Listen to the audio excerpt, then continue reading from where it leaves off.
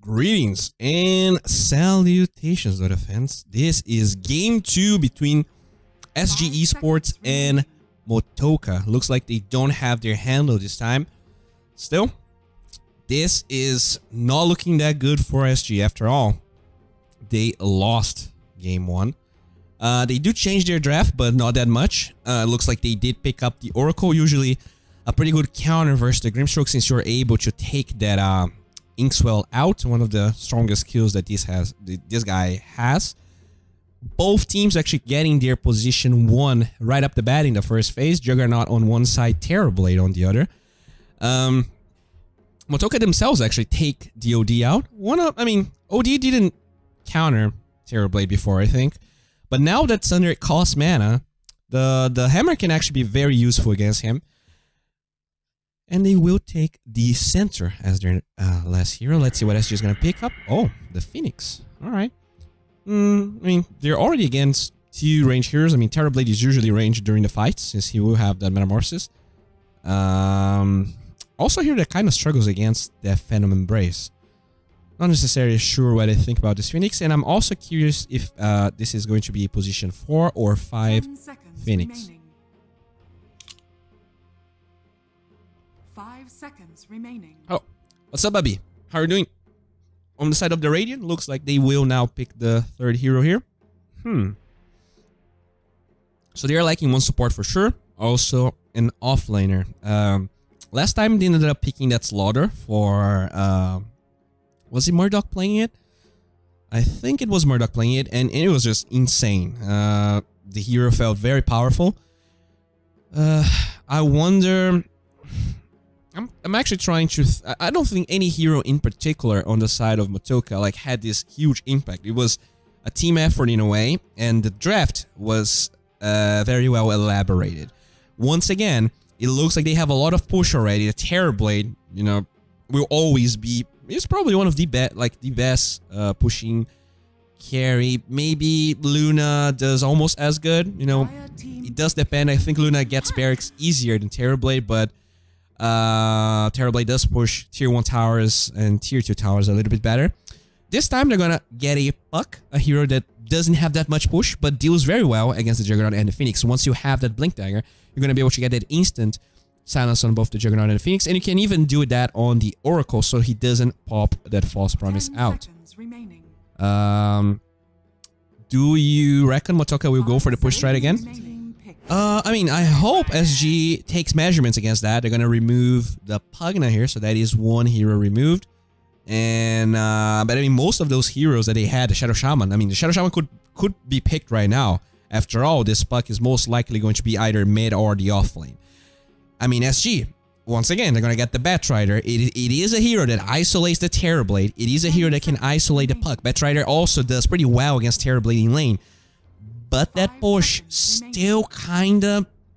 I don't know, still kinda worries me a little. Because you can win the lanes as much as you want. You do need some sort of push. You do need some sort of way to take Roshan. And how do they Rosh, for instance? I don't see that here. And that worries me a little bit. But, if you're sure you can crush your lanes, then this type of draft could work. And I'm not saying, they actually laned pretty well in the first game. I think it was even and actually slightly favorable for SG, but you need more than slightly favorable. You need, very favorable, so that you can just get away with a draft like this, which is when you're so strong that the enemies, they can even show up to defend the tower. So it doesn't matter if you push slowly, if they cannot contest you at all. Now, the Radiant here, they are taking their time. They actually don't have a lot of reserve time already, only 20 seconds.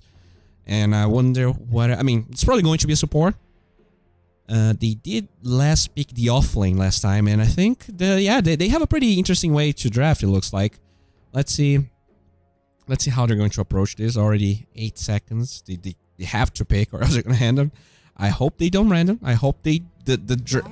Oh, okay, they did pick, I think. Oh. And they do pick their support here. So, the Winter Wyvern. Pretty decent hero versus that Juggernaut. You can stop the Batrider mid lasso with the Winter's Curse. They don't really have any setups with, arrows and stuff. But they could actually get that hero with their 5th pick. Now it's time for SG to ban. I reckon this is going to be not an off-lane Winter Wyvern, so you would take some off-laners out. Nature's Prophet and the Centaur are already out of the pool. Phoenix and Batrider are also out, as well as Sven and Tiny. So what is left here? Darkseer is actually left, but doesn't look like that great of a Darkseer game, since the only melee hero that he has is the Terrorblade, and he doesn't like to be fighting in melee form anyways. So I think SG, they don't actually have to worry about that Darkseer. Actually, 3 range heroes on either side. So I don't think I think Darkseer is going to be ignored here. Tidehunter could be decent versus the Terrorblade, actually. He is a hero that can dispel the silence from both the Grimstroke. Can you dispel the silence from Grimstroke, actually, with the Tidehunter? I'm not entirely sure. You can definitely take Pucks out.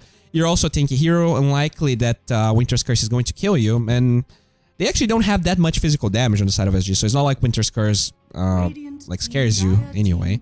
Alright, I'm gonna take the Invoker out once again. Yeah, I was talking about the combination, you know. I wanted to say Mirana, but I remember during the European qualifiers suggesting Mirana in like 2 or 3 games.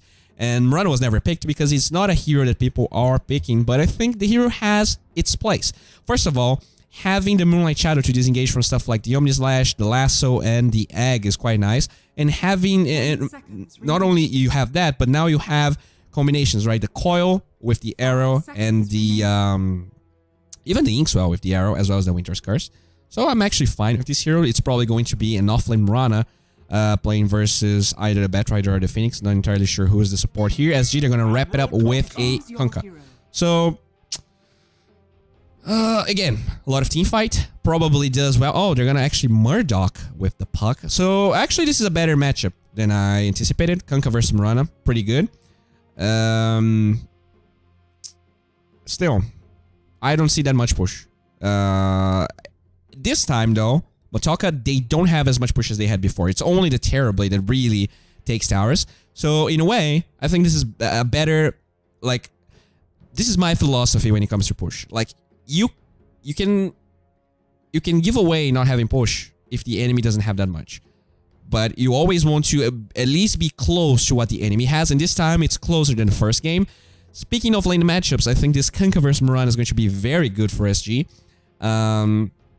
Golden played amazingly well with the Juggernaut, so I do expect him to play as good, and they still have, you know, some ways of getting kills. This is going to be a support Phoenix with Sexy Fat on the Batrider, which means they have the slow from the Icarus Dive, as well as the Fortune's End to lock people down and get the Blade Fury damage. And yeah, I guess that's it, guys. This is the game. This is the second game between SG and Motoca. Whoever wins this will be closer of getting into the close qualifiers for the Kiev Minor, or the Star Ladder Emba Minor. I'm your caster, Bowie. Thank you very much for being here. I really appreciate you guys' presence. Let's get some dotes going. Alright, I just need 1 second here, guys. I mean, we have a pause, so I do have a second. Thank you, guys. I think the players are listening. Alright.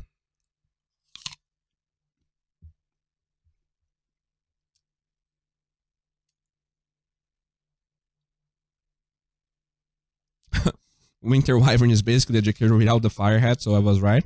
Alright. In a way, you were. I mean, I'm not sure. So how are they going to lane this? Is this going to be like a solo Puck versus a solo Batrider? That is such a weird lane, right? Who even wins this? I guess... I guess the Puck can die. It's definitely easier for the Puck to die than the Batrider, because the Batrider... The only way the Batrider dies is if he forces the lane, whereas the Puck, if he uses the orb incorrectly, which is not forcing, you know, he just uses the orb to get a CS, then the Batrider might have enough stacks to just try and dive the Puck. The phase shift most likely will not buy enough time. The silence doesn't stop the Firefly that was already committed. So yeah, looks like we are about to start. Thank you all for being here once again. And yeah, Dota 2. I'm super glad that I actually able to cast South American qualifiers. You know, when we were trying to figure out what the hell was going on with my PC, I was a little worried I wouldn't be able to cast any games, even though I was like trying to make this work for, you know, a long time. So thankfully, here we are, and let's see what happens here. So let me just do this. Not this. There you go. All right, ladies and gentlemen. So Motoca already setting up here in the off lane. Then I don't want to see it net turf. I want to see the last hits. Oh, I see a Vrm from Ryer. Huh, I wonder what he means. Oh, that's the Motoca, right? Yeah, if you're not Brazilian, or if you don't speak Portuguese, Motoca means a motorcycle. I guess that's kind of telling. This time they don't have the handle here, but it is literally a poorly drawn motorcycle. Their logo. All right, bottom lane looks like a boy B03 is gonna find arms, and I think SG they would really like to lane the B03 versus Terrorblade. You know, B03 very high armor, but very low HP. So I think this B03 could have a lot of kill potential onto him. Usually, you know, the lanes that we were seeing, at least most teams were trying to do, is like offlaner versus offlaner, mid versus mid, and tri-lane versus tri-lane. I do think that they benefit a little bit more, not necessarily from not having a tri-lane, but having the B03 versus the Terrorblade. And it looks like for now, they're not going to take arms out of this lane. They're going to actually send both Puck and the Wyvern to be against the Juggernaut. So pretty much every single team just leaving their carries to the wolves here. Let's see who's going to be the better carry, or who's going to be the better off lane to actually get the kill on that carry. We do see them pinging them out. They do send the Oracle. So for now, this is a dual lane, but finally the Winter Wyvern with the Arctic Born Inkswell shows up. He takes... Oh, that's a pretty good play. He takes the Inkswell out, which means Oracle will be able to disengage. And that was a pretty good play because they showed the Wyvern first, which means that maybe if the Oracle panicked, he would commit the Fortune's End on the Wyvern, and then he wouldn't be able to dispel the Inkswell. But he was pretty calm. He understood that there might be a little Grimstroke there. And he does get the dispel. Oh, as the Marana tries to go for the deny, the Torrent actually connects on Shrier, but he does have one leap, and he's gonna commit the salve. We'll be back to full HP in no time. Already a pretty aggressive ward here being committed by the Wyvern. And yeah, there we are. Looks like the Kunkka is dominating the lane, as Kunkkas usually do. Oh, it looks like they're gonna pop that Metamorphosis here. Our boy Ma trying to disengage. Unfortunately, only a level 2 bird, so it doesn't have that Icarus dive. The last right clicks. Oh, that was so close. Doesn't get the deny onto the little harpies, but they keep on chasing with that Firefly. Our boy Sexy Fat trying to get a kill. Arms already 3 stacks. Where is that 4th one? The damage is most likely going to be there. He pops that shtick, but it doesn't seem to be enough. Arms will perish, so they do trade the support for a carry. And Sexy Fat even gets the salve off. They do not cancel this, which means that's, once again, a pretty good start for SG, as usually they lane, like their lanes always, I mean, at least in this series, seem to be doing pretty well here. Mini already showing up. Bracer was purchased, and yeah, I like that they are dual laning this. I think this is a way better approach when you're against that. If you have the B03 against that Terrorblade, you want a dual lane or just a solo lane. And for now, they're doing pretty well with the Kunkka, dominating this lane super hard. Ryu is forced to commit the arrow every single time on the range creep, and even then, he is way behind in CS.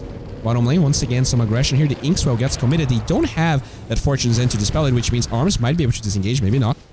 He does commit that Reflection. And this is already a pretty big win, because since he commits the Reflection to be able to disengage from the B03, this means he's going to be farming slower once he is in the jungle, as every, you know, Terrorblade does.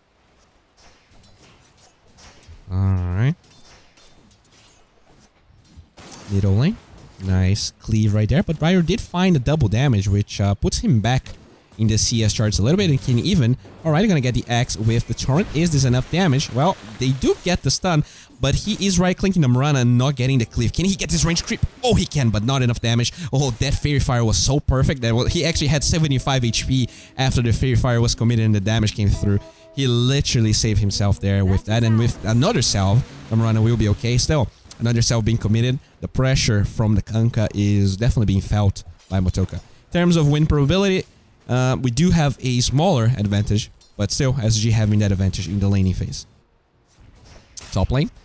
the Golden Juggernaut, 12 CS versus the 4. Oh, that's actually something we did not comment on. Only 5 CS on the Terrorblade. This is a pretty low number, so the pressure there from SG, and like not only they're getting the kills, but this time he's not farming, and you know, that was different.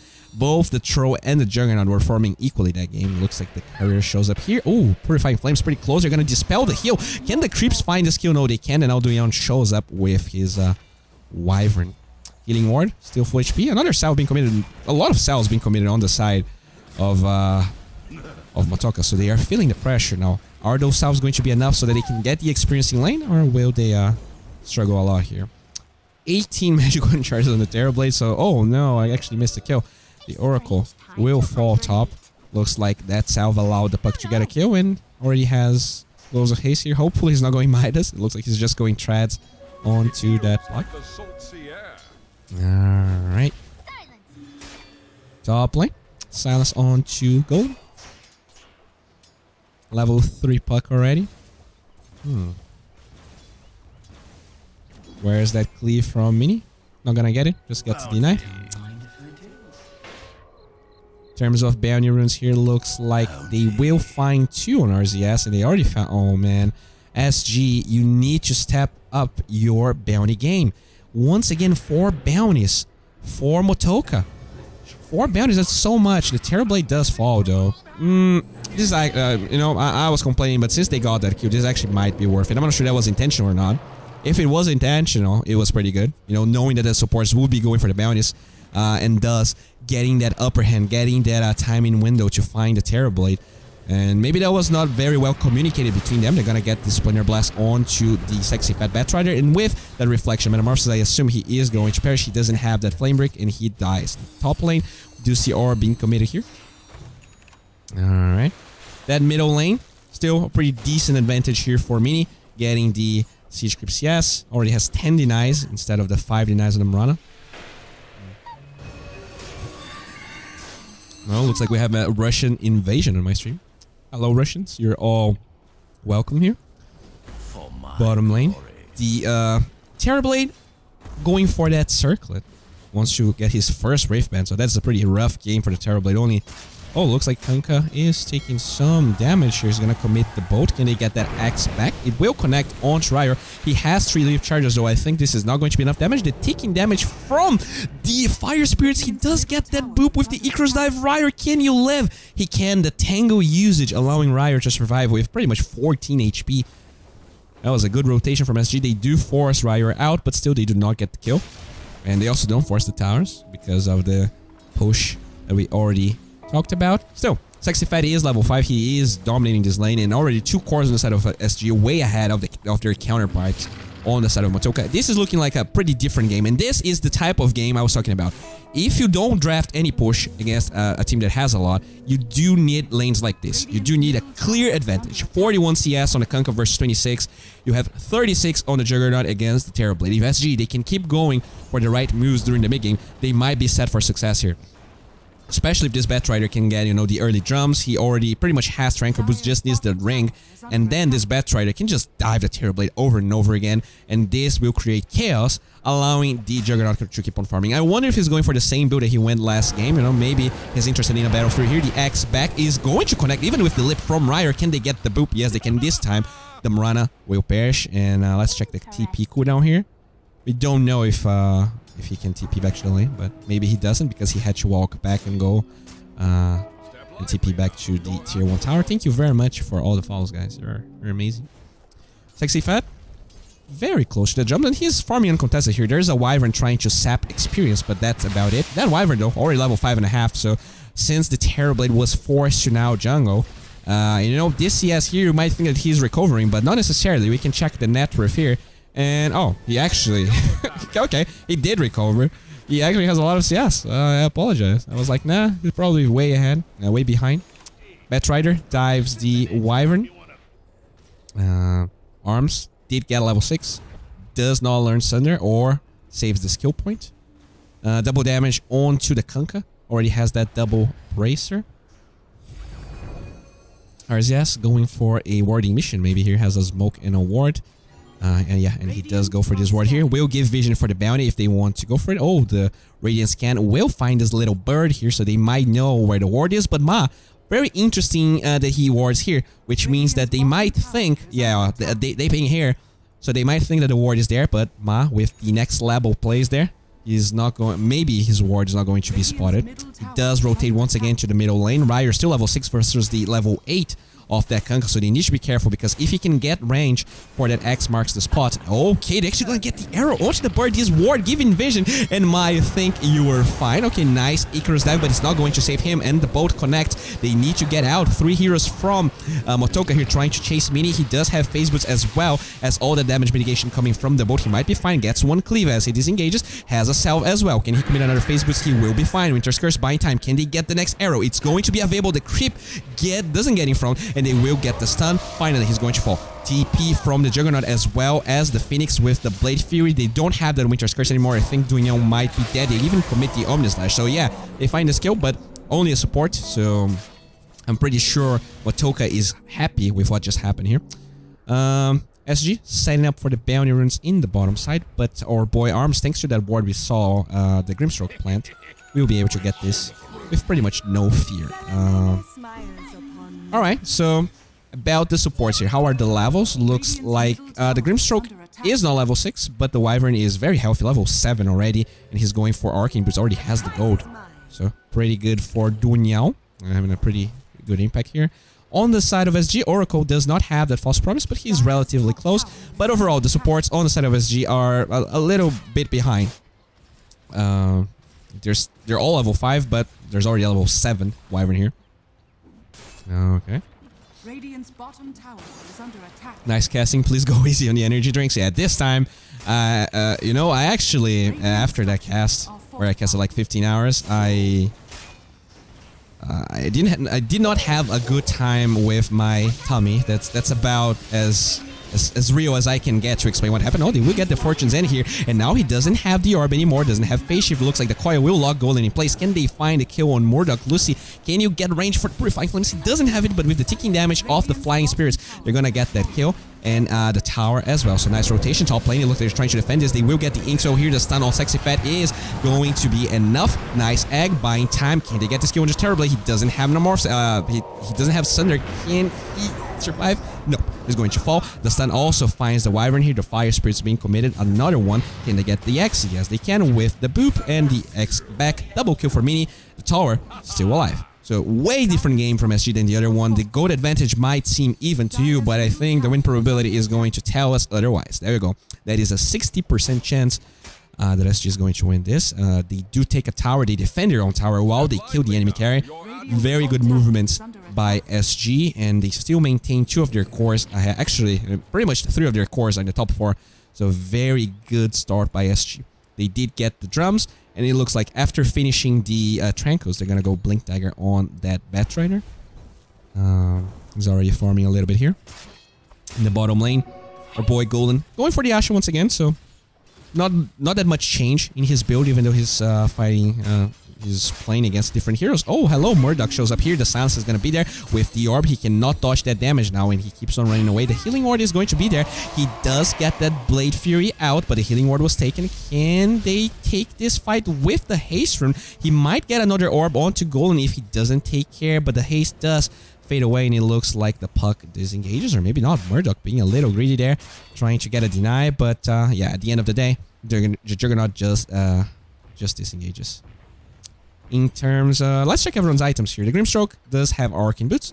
Murana with the triple, oh, hello, Winter's Curse onto the Batrider from Sexy Fat. The arrow will connect. Can they actually save him? They will get the Fire Spirits, reducing the physical damage that they have, but with the lip, I think Ryer will be able to make up for most of that attack speed's low, and he will, but Ryer, he actually gets baited. Can they actually save him with the Cold Embrace? It looks like they can. The raindrops as well as that buff to the Cold Embrace, allowing Dunyan to save Ryer. Just one level there, and the tanks, oh, what a play. Not only they kill Batrider once again, they are able to do pretty well here. Stroke of Fate gets committed. Orb. It looks like SG might struggle to defend against 4 heroes on the side of Motoca. Only the Phoenix here, but they did buy time for the egg to be available. It looks like Ma still trying to disengage. There is a puck. You have to be careful about that. Silence X effect.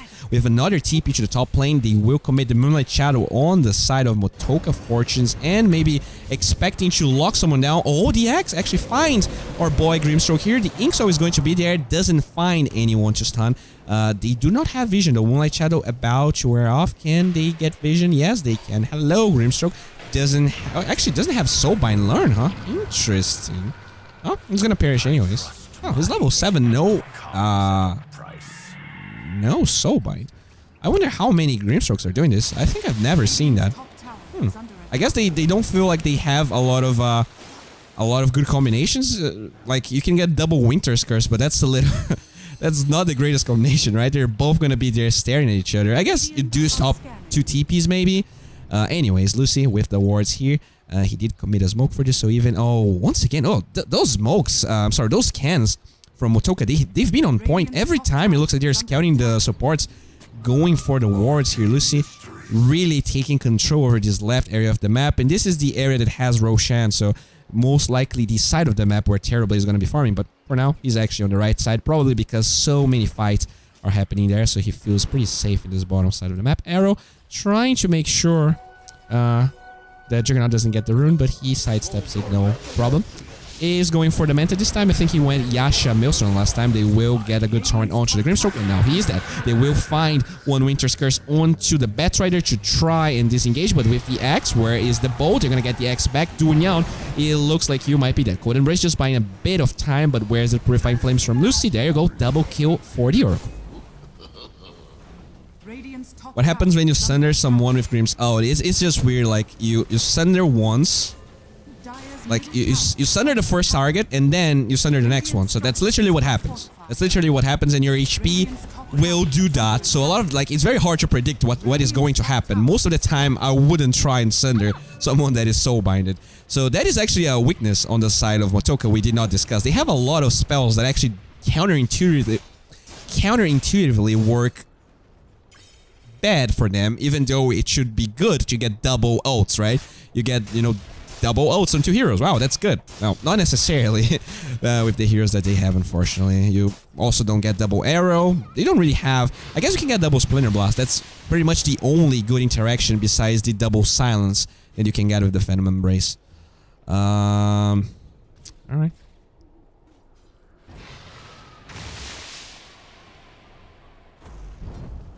Alright, the Firefly is gonna get committed here. Sexy Fat maybe looking for a Wyvern, and now this axe definitely showcases the war that they have. Winter's Curse trying to buy time, but the boat will connect. Does he buy enough time? Looks like he's trying to TP out. The arrow actually connects onto the Batrider. They will be able to take the Marana out of the situation, and now with the Phantom Embrace ending, so can they actually save the Marana? They will get the False Promise onto the Batrider here, trying to heal Sexy Fat. Can you live?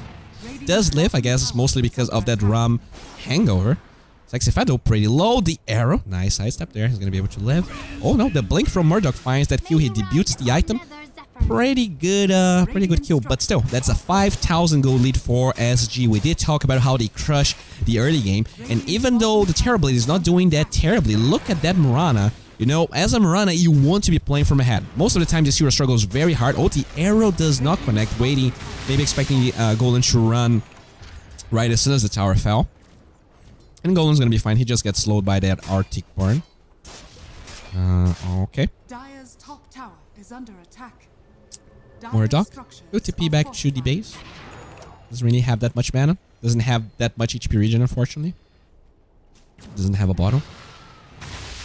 Golem keeps on farming here, having a pretty good game this time. He also gave up on the Manta to get the Maelstrom, so that's pretty much the same build he went last time, that Yasha into Mjolnir. It does allow him to farm quite a bit, and it does give quite a bit of damage. And I like the Mjolnir in this game. I think I like the Mjolnir in this game more than I liked in the last one, because Terrorblade, very high armor, and that magical damage is gonna be fine. The Troll, also very high armor, but I think against that Battle Trance, I would rather have something else. I don't know. I shouldn't be commenting on the builds anyways. Looks like they will defend this tower here. Still not in deny range. Pretty low, but yeah, the affirmative flies out from Lucy. You cannot get that deny.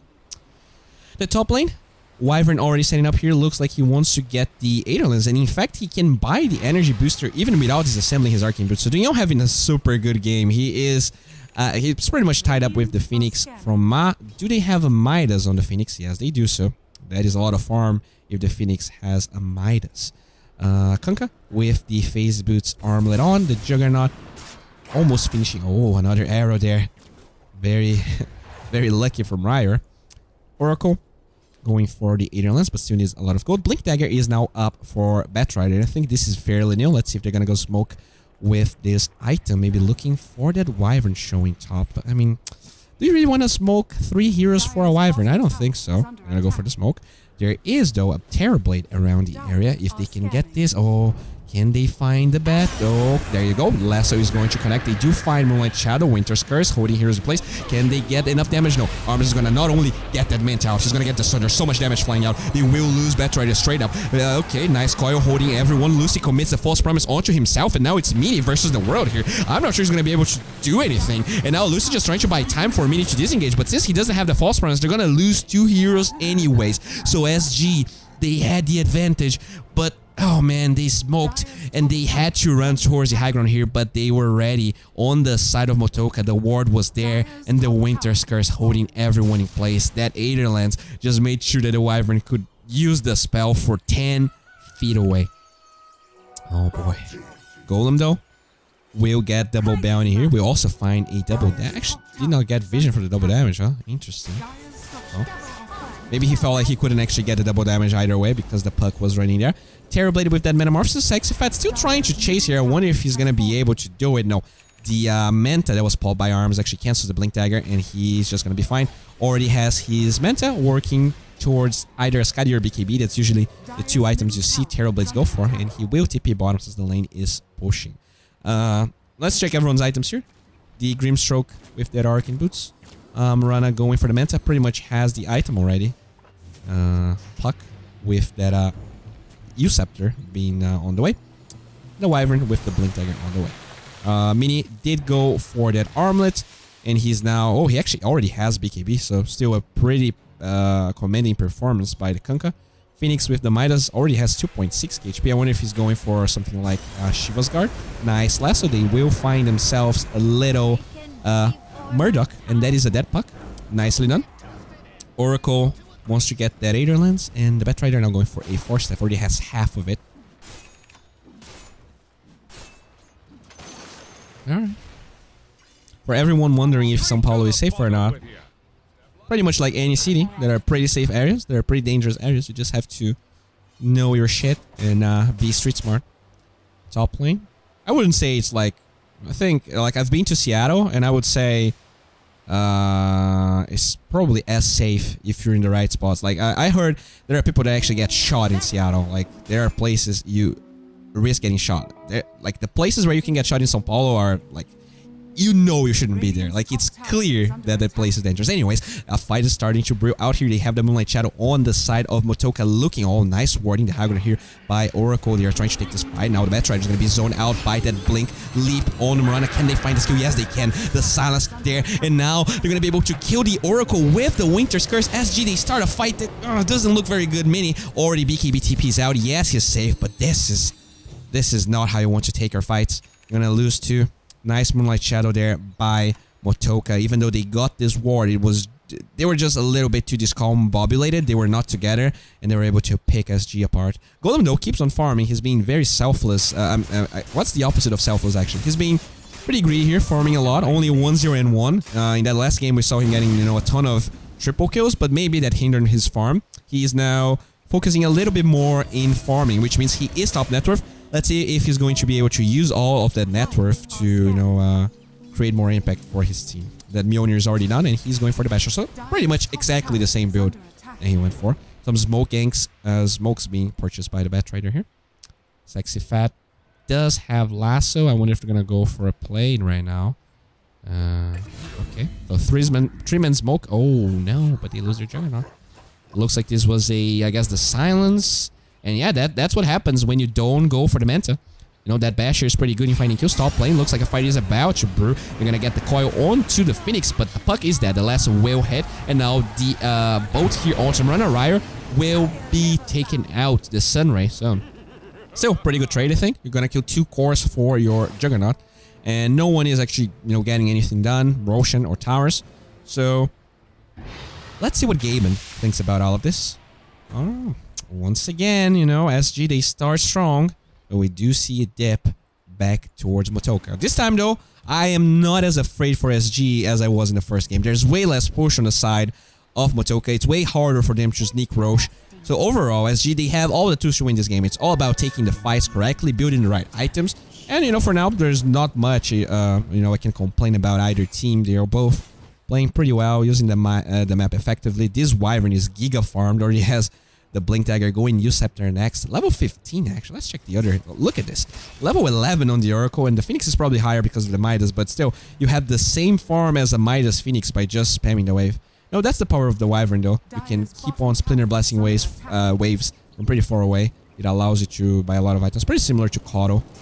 Looks like they are collapsing here in this top lane. The Puck trying to disengage, doesn't have a TP for 54 seconds, so if they get lucky, they... Oh my god, look at that blind charm, finds Murdoch, but it doesn't get the X off. It looks like the... Okay, the blink out. The Icarus Dive is not going to find this kill, and Murdoch just creating a ton of space. They're gonna TP their Batrider with the Firefly. They might get vision, and he knows he's gonna run towards this right side of the map. Sexy Fat, though, doesn't have Firefly for 5 seconds. Can they get that Fortunes and combination with the blink? There you go. You're gonna find Murdoch finally. He does get the orb with the phase shift out. He's just moving the entire SG draft. You Scepter holding the Juggernaut in place.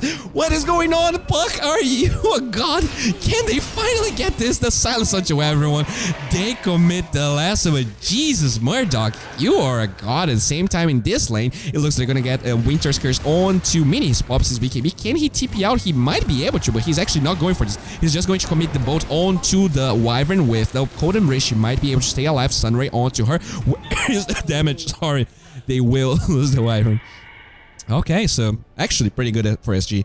You know, it looked amazing for the Puck, but he does fall. And overall, did they take this tower right now? I wonder if... Yeah, it looks like that allowed Arms to get the tier 2 tower, which is a little problematic. Golem, though, finally joins the Roshan pit. And this is something SG never had the chance to do in the first game. Golem now pretty strong. He has that Mjolnir as well as the Basher. Could take this pretty fast, but where's the follow-up? They need a little bit more, and it looks like they're not going for this. In fact, they're gonna go back. Wait, what? They're gonna... Okay, he cancels the TP. Interesting. Alright. Rotation here from Motoca. They will get the arrow. Now they understand that they did try to Roche, but ended up giving up on it. Mini with his level 18. Actually going Radiance. I really like this. I think this is the best item he could have gone for. Usually you see Kankas going for the Radiance first, but he was a little safer there. Got the BKB. And that Radiance is going to reduce a lot of the damage that comes from the Terrorblade. Will cancel the blinks on the side of Motoca. I think that, this is just the best item he could have gone for. Kanka, super tanky. Pretty much only died twice, which means he's gonna be up for a long time. Oh, where's the blink? Oh no, they don't get it. Rana is able to blink out, but they do get a stack here. Dire's top tower is under attack. Okay. These Terrorblade illusions, though, keep on pushing. Motoca with that slightly better push.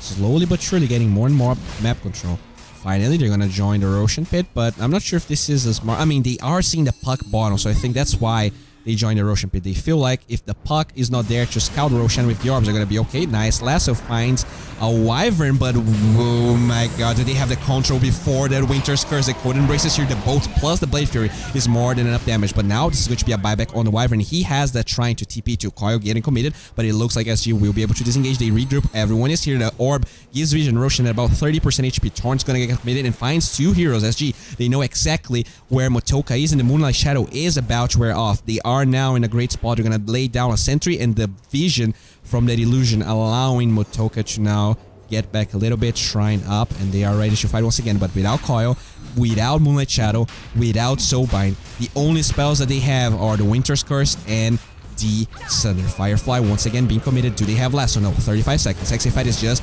trying to scout things out. The puck does have that coil. Can he actually get the orb? They're gonna bash the puck. Can they find his Aegis? No, arm snatches the Aegis, and this is looking so good for Motoca. The Winter Curse holding a Kanka in place. Can they find this kill with the Omni Slash? The Thunder turns it around. Arms, you are a god, another Thunder. Can they actually find a kill onto him? Even if they do, this is still the Aegis. They will find an Aegis. They'll buy back onto the Grimstroke, and the Blade Fury doing a lot of damage. They are chasing this Grimstroke in SG. They will find this kill. They're gonna get a reflection onto everyone as Arms tries to disengage, but he doesn't have a lot to work with here. He doesn't have that Manta. He doesn't have that BKB. The Thunder is on cooldown, and the Torn claims that kill. SG, they lose the Aegis, but they find 5. Actually, more than 5, because all of those buybacks. Jesus. So after a brave fight, it looks like they are now able to push the mid tower. Going for the butterfly.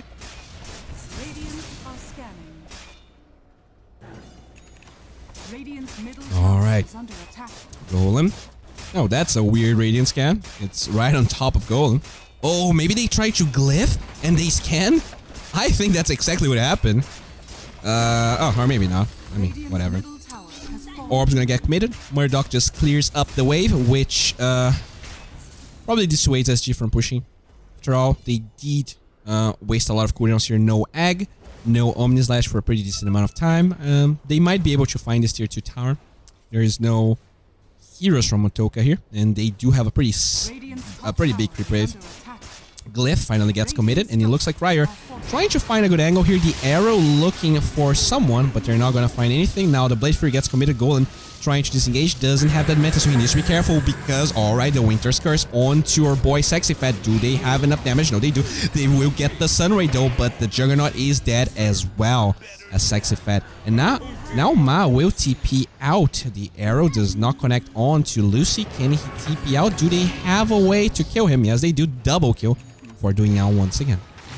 Still, 7,000 golded for SG. It's probably going to dip down since they're probably going to get this tier 2 tower, and 3 heroes on the side of SG are not farming. Let's check the win probability.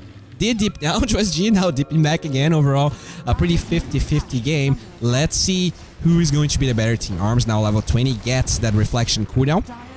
And now he's going to actually be able to reflect that Radiance. Alright, there you go. They're going to lift our Kanka here. Oh no, the arrow connects perfectly. He's not going to be able to live. He does have a lot of the damage mitigation coming from this bolt, but it's not enough. He's going to perish perfectly. Scepter into arrow combo from them. The Egg, though, finds 1 Grimstroke, but this is nearly not enough as they will need. And now the good advantage suddenly is a measly 4K. Oh boy.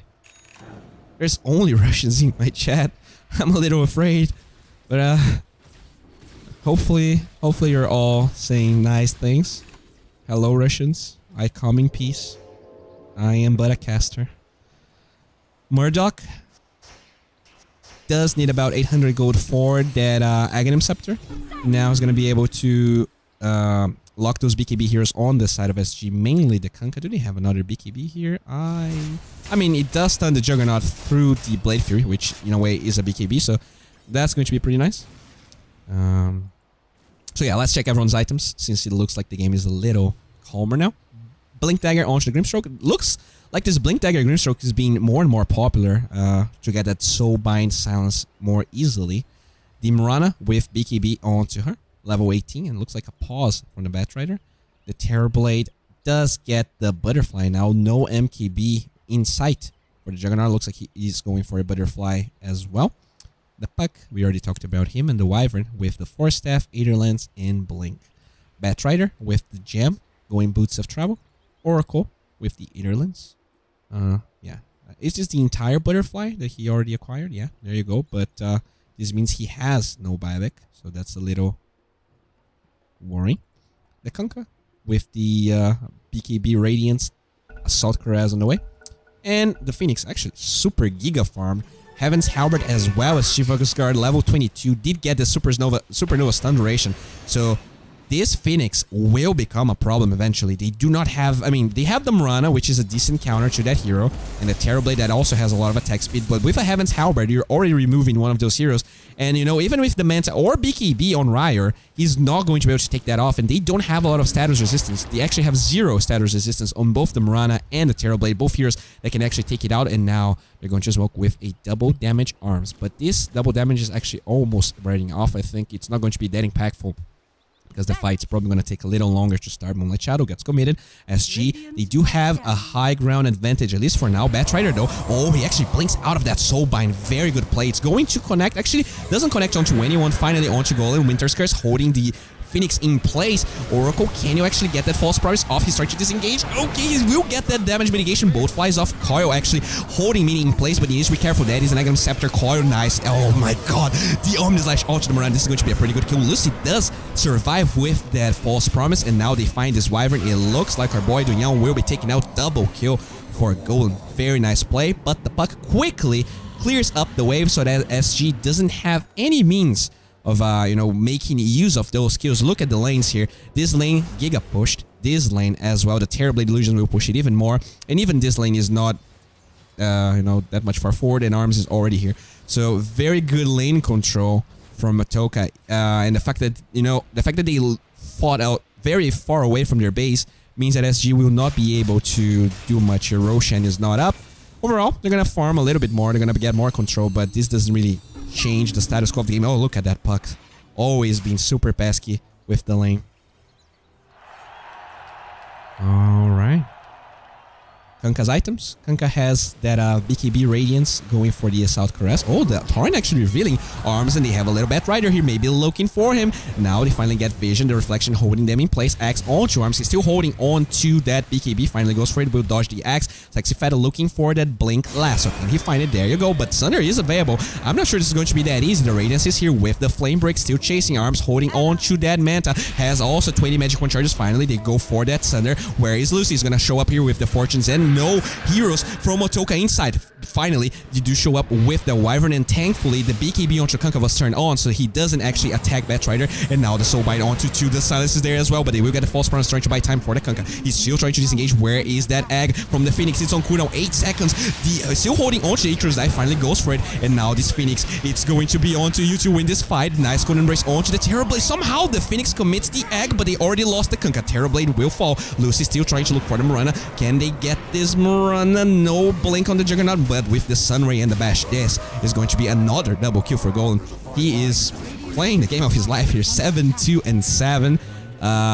Sexy Fat with the Shrine usage in the bottom lane. The puck is already split pushing bottom. And this Phoenix, dude, this Phoenix is starting to get very, very worrisome. Look at the items here. Already has 4,000 gold. Could buy anything that she wants. Probably a Side of Vice, but there are other options as well. I wonder if she's considering a Lotus Orb to deal with that Terrorblade. Do they have any Lotus Orbs on the side of SG? I don't think so.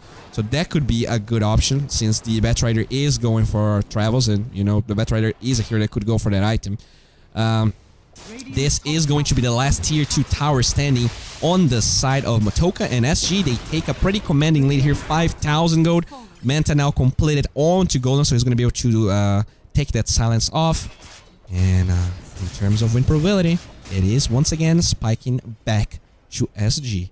Puck pretty much only split pushed the entire game. He's 3-5-7, but I think he did a lot, you know. The fact that he keeps on delaying this game allows the Terrorblade to slowly grow and grow, and even though Juggernaut is pretty farmed, I do think that the Terrorblade has a slight matchup advantage versus the Juggernaut, because Juggernaut is not a bursty hero. You know, Omnislash actually used to be more burstable, and now it's a little less. You do...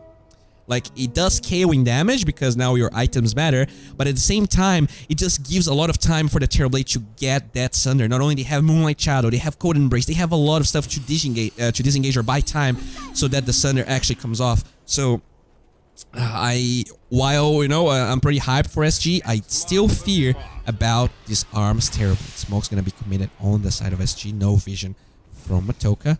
Do they have any new power spikes here? Looks like the Phoenix is indeed going for that side of as we were talking about.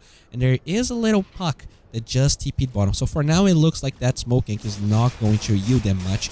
Motoca, they've just been farming this high ground area right here. And the Jugger will probably reveal himself here. I'm not sure there's any point in, yeah. There you go. Gonna clear up this wave.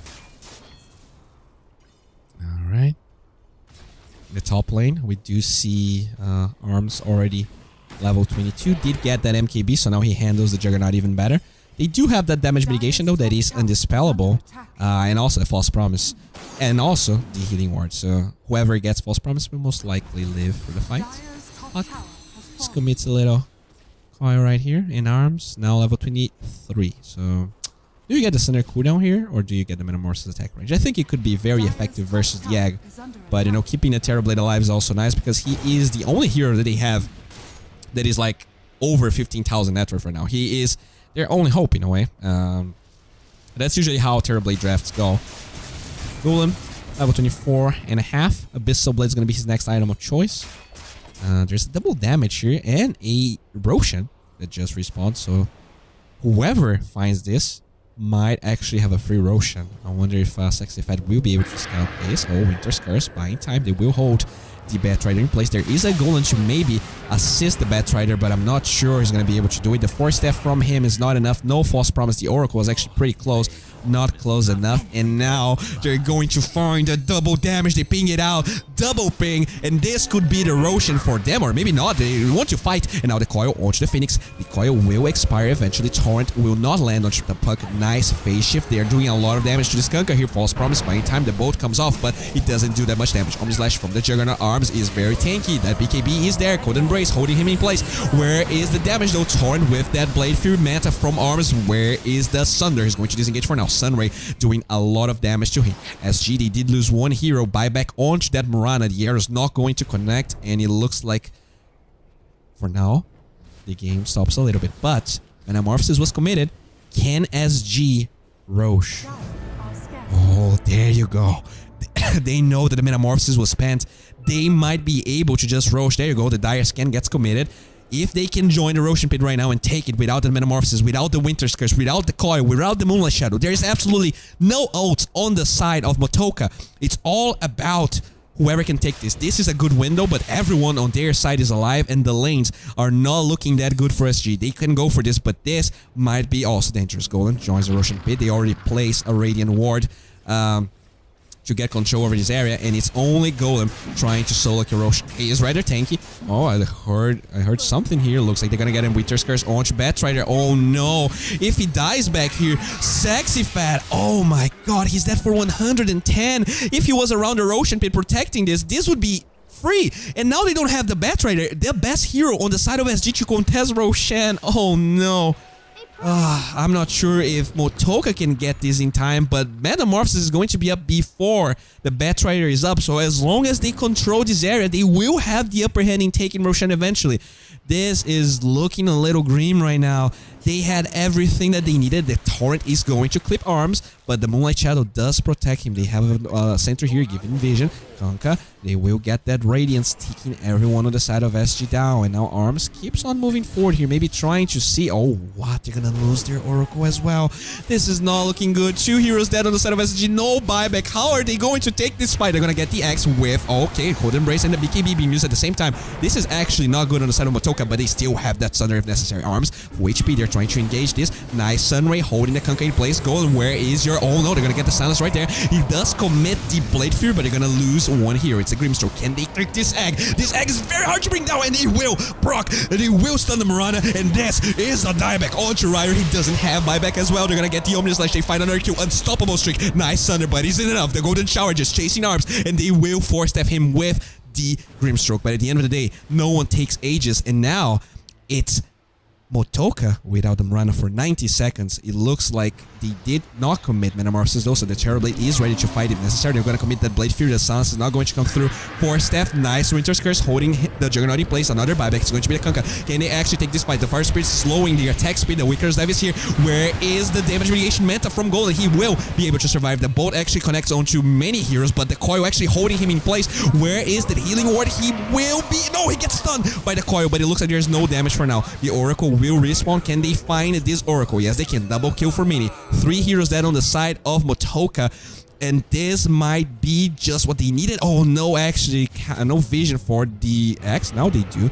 Can they get a good torrent back? They will. And now the blink from Sexy Fat as well as the Lasso with the Flame Break committed. This is a rather tanky Wyvern here. 2000 HP with a Side of Ice as well. The Cold Embrace just buying time for stack charges. Can they get the skill? They will.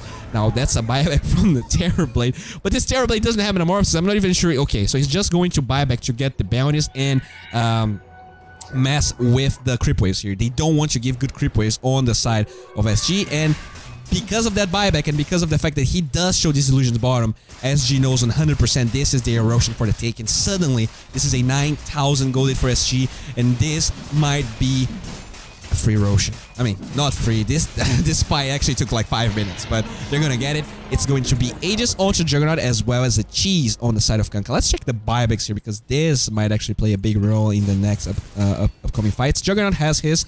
No buyback on the Terror Blade. On the side of Motoca, the heroes that have buyback are only the Puck and the Oracle. Looks like they do get a Side of Ice onto this Puck. He has... he's trying to disengage here. The Orb will be committed. Can he lift TP from the Batrider? Murdoch very low HP. Oh, the Blink is not on point.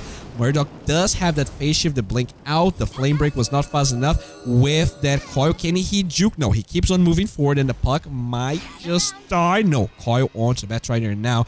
He has to respect that hero. Middle lane though, they keep on pushing. They have the Kunkka as well as the Juggernaut. 40 seconds without the Wyvern, but this is no time to push. Alright.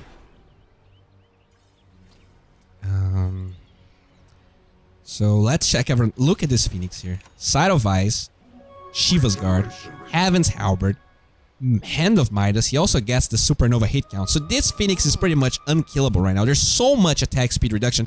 The only thing that they are lacking here is a Solar Crest.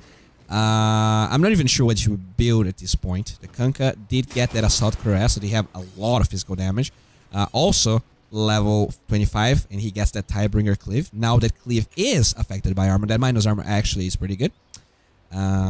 Juggernaut with the Abyssal Blade ready. Still has a decent amount of gold. Smoke Ink on the side of SG, and the Puck did buy a Side of Ice. Oracle just has this Aether Lens and the Limerick Cape. They're gonna smoke. Once again, they're not gonna find anyone. Overall, if I had to critique SG, I think their smoke game has been, they smoked a fair bit of time, but they really struggle to find smoke inks. Whereas I think Motoca, he did go for a lot of good ones. Batrider with the Travel, Drums, Blink Dagger, Gem, Force Staff. Okay, Batrider finds a bounty rune right here. Wyvern with that Side of Ice that we already talked about, level 22, so still doesn't have that level 25 talent. Puck with the Side of Ice as well, so a lot of Side of Ice overall, right? You have 1 and 2, and you have that Grimstroke, so that's quadruple Side of Ice whenever the Soulbind is up. The Terror Blade gets the, pretty much has Skadi. He doesn't have buyback, so I think you just commit for the item. The Murana, a little underfarmed, unfortunately, only has that BKB Manta. Had to buy back as well. Could buy the Maelstrom, but actually saving some gold. Gold now showing bottom. And the Grimstroke is also going for a Side of Ice, but needs a decent amount of gold. I heard an axe. Okay, it looks like Kunkka is going back. Oh, there you go. That's a Winter's Curse. But with that Sun Ray, it looks like everyone's going to be up. The arrow does connect onto the Juggernaut. But yeah, with the Fate's Edict, they're not going to do any magic damage thanks to the Oracle. And because of the split push, it looks like Motoca will bring SG back. Oh, I really like this with the axe. It looks like they can actually address this lane without... but the catapults are still here, and the Puck is tanking. The tower hits, and Arms is also top. This is such a good play from Motoca and SG. Can he actually cancel TPs on the side? No, they're not going to cancel any TPs. But Motoca, even though there's Aegis on the side of SG, they get the tower, outmaneuvering SG around the map. What a great play by them. Oh, man. Even though they're 9,000 gold behind, Ages and cheese on the side of SG because of that Terror Blade. And the split push that comes from the puck. Oh, okay, they do get a side of ice onto the Conquer. Nice reflection there. BKB, both mini. Can you disengage? You whip up the BKB onto arms. The stun duration, it's not gonna matter. They have a cheese onto the Conquer. Nice Phantom Embrace, slowing him down. Oh, nice side of ice. Only onto the Conquer though. Can they actually save him? He's too low. The cheese gets wasted. No buyback onto the Conquer. Sexy Fat, you have to disengage because you also don't have buyback, but only for 20 seconds. Omni Slash onto the Marana. The lasso. Make sure that they find that kill. A little overeager with the egg, but the Marana is dead. They're actually gonna buy back the Marana. Maybe trying to fight knowing that they actually spend a decent amount of cooldowns, that they don't have a Conquer. They have to get the hell out there right now, SG. Alright. They do have Metamorphosis. Nah, it's about to be over. I don't think they can actually push. This might be suicidal if they actually try and push right now. Let's see if this buyback's gonna matter or not. I think this buyback was... Yeah, I don't rate this buyback as good. I think this was overeager. They are controlling the lanes though, and this also means that, you know, SGD have ages and everyone's inside the base. So, yeah, maybe this buyback is a little wasted, but the Marana is not even a core anymore. I think at this point, the Marana is pretty much a Moonlight Shadow. She completed... Like, her item progression is dead. The heroes that do matter are the supports as well as that Puck Terror Blade. They do force SG inside their base, and you know that 10,000 gold, it is now only 5,000. The win probability is actually now bouncing pretty much back to 50%. Oh man, this game is so tense. And you know, if SG can win this, we go to a game 3. If they lose, they are fighting their hearts out here, but they need to be careful. Do you really want to leave the base like this when you don't have your Conquer? Be careful, SG. Be careful. This is your chance. This is your chance to take this to a game 3, to get another draft, to actually qualify to those close qualifiers. Alright, MKB now done. Well, I did say that the item progression was dead, but suddenly Marana has an MKB, so shame on me. Net worth, let's go back. Let me sip some energy drinks right here. Show buybacks. Dude, buybacks were shown a minute ago, but sure. There you go. Only the Puck and the B03 and the Oracle have one. 20 seconds for the Winter Wyvern, and the Kunkka also pretty close from having his. Also the Oracle. So overall, the big buybacks here are pretty much on the Marana. Everyone else is resetting their buybacks. The Phoenix, though, did spend a lot of gold. I wonder which item she bought. Oh, that's a refresher. Ooh, okay. Well, that's a refresher, but no buyback, so... Gotta be careful. I wonder if she considers an Aghanim Scepter this game. The Aghanim Scepter... No, it's always a bet. If they can kill your Ag, then they get 2 kills. If no, you're gonna reset anyone's HP. You're gonna do a lot of damage. And you also get that extra hit count. Because... And then that would be 17 attacks to destroy the Ag. Jesus. Alright. So overall, pretty quiet game after so much fighting. 50 minutes in.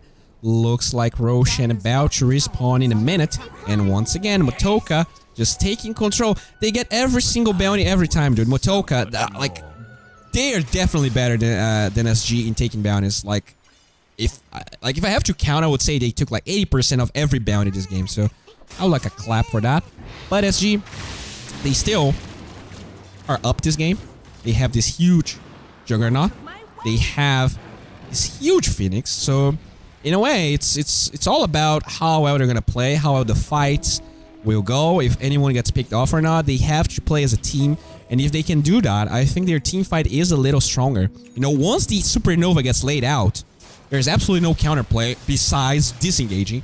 So it's all about when that Phoenix uses the Egg. I think you don't want to initiate with the Egg, or at best you want to bait the Egg so that the refresher eventually gets them, but that might be hard. You know, if you don't have a lot of heroes distracting, I think they can still take that Egg out, even with the Shiva's Guard. Alright. Is Kunkka going for a Rapier? Or no, he's not. Looks like he is pretty much 6 slotted though, so if he wants to go Rapier, he's gonna have to sell that armlet. Nice lasso here with the Lotus Orb. Can they actually... Oh, nice Abyssal Blade on the Wyvern. Monster kill for gold. Pretty clean kill on the side of SG.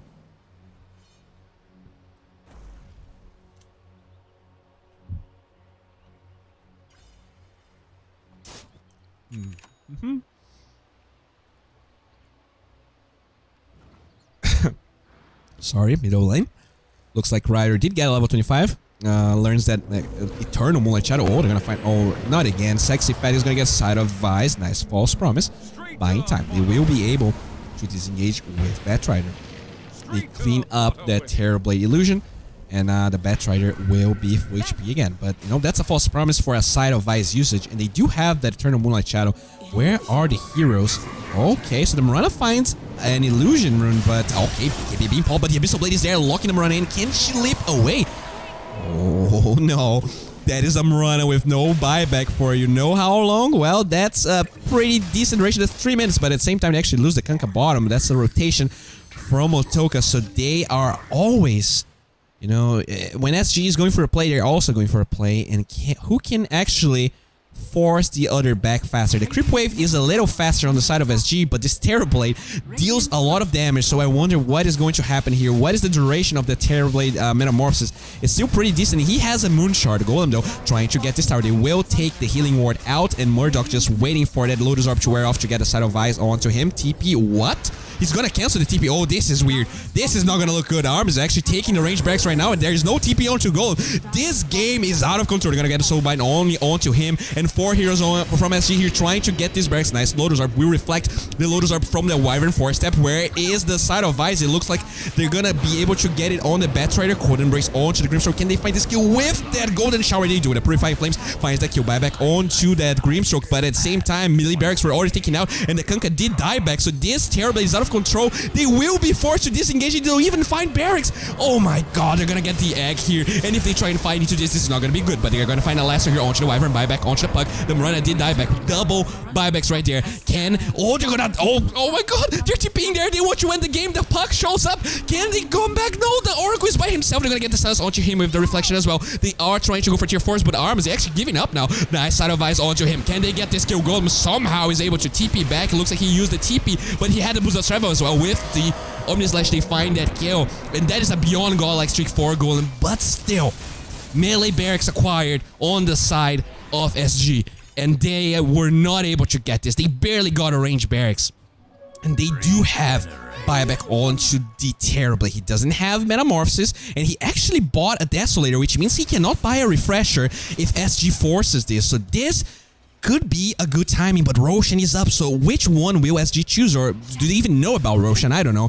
Moonlight Shadow is going to be committed. It looks like they're going to get a good call onto Sexy Fat. He has a Lotus Orb TP onto him. That's actually the Juggernaut, but with the Winter's Curse, he's going to kill Sexy Fat, or maybe not. They are trying to protect him. The False Promise buying time. Where is the Golden Shower? This is going to be a lot of regen onto Batrider. The Winter's Curse was already committed, but there is a Side of Ice. Sexy Fat looking for the Blink, but the Wyvern also has one, and they will disengage. At the same time, it looks like SG, they completely lost focus. If they keep on distracting SG like this, the buyback onto the Terrorblade is not going to be committed. They will find one Lasso onto the Wyvern. That is a 2-minute dead Wyvern. And where are the creep waves? The Marana already handling the creep waves. They need to either push or go Roshan. They have to choose right now, but the creep wave is not cooperating. Look at this.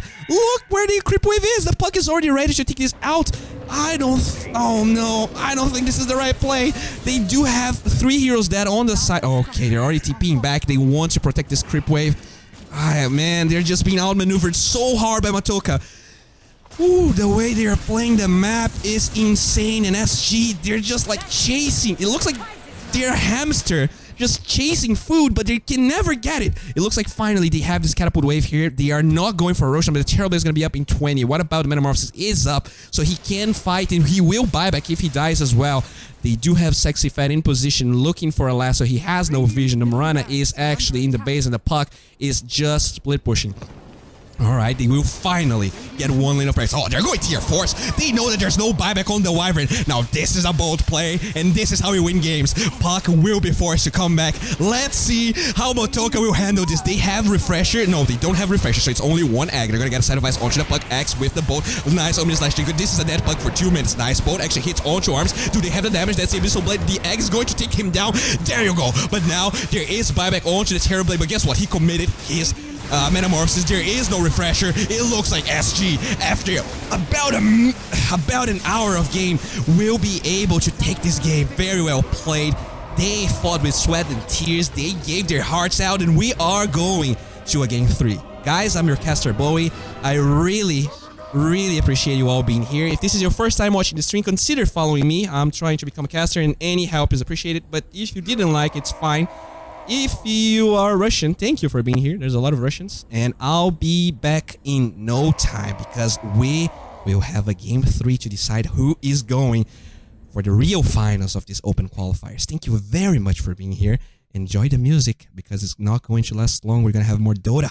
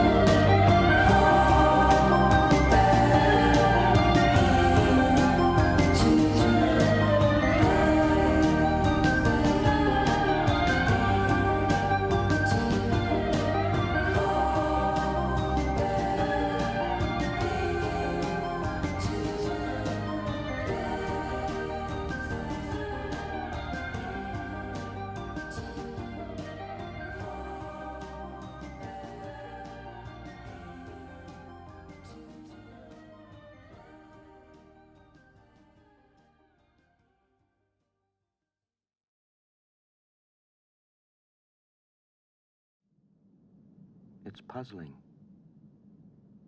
I don't think I've ever seen anything quite like this before.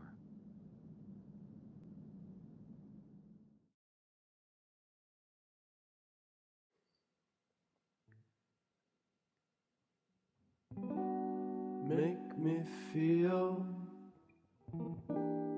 so unreal that nothing matters.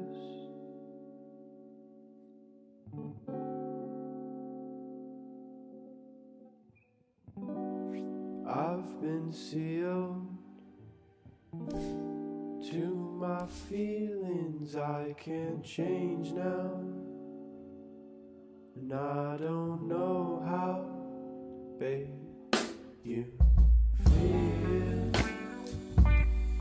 Baby, I'm here, and I'll always be around if you're down. I hope I can be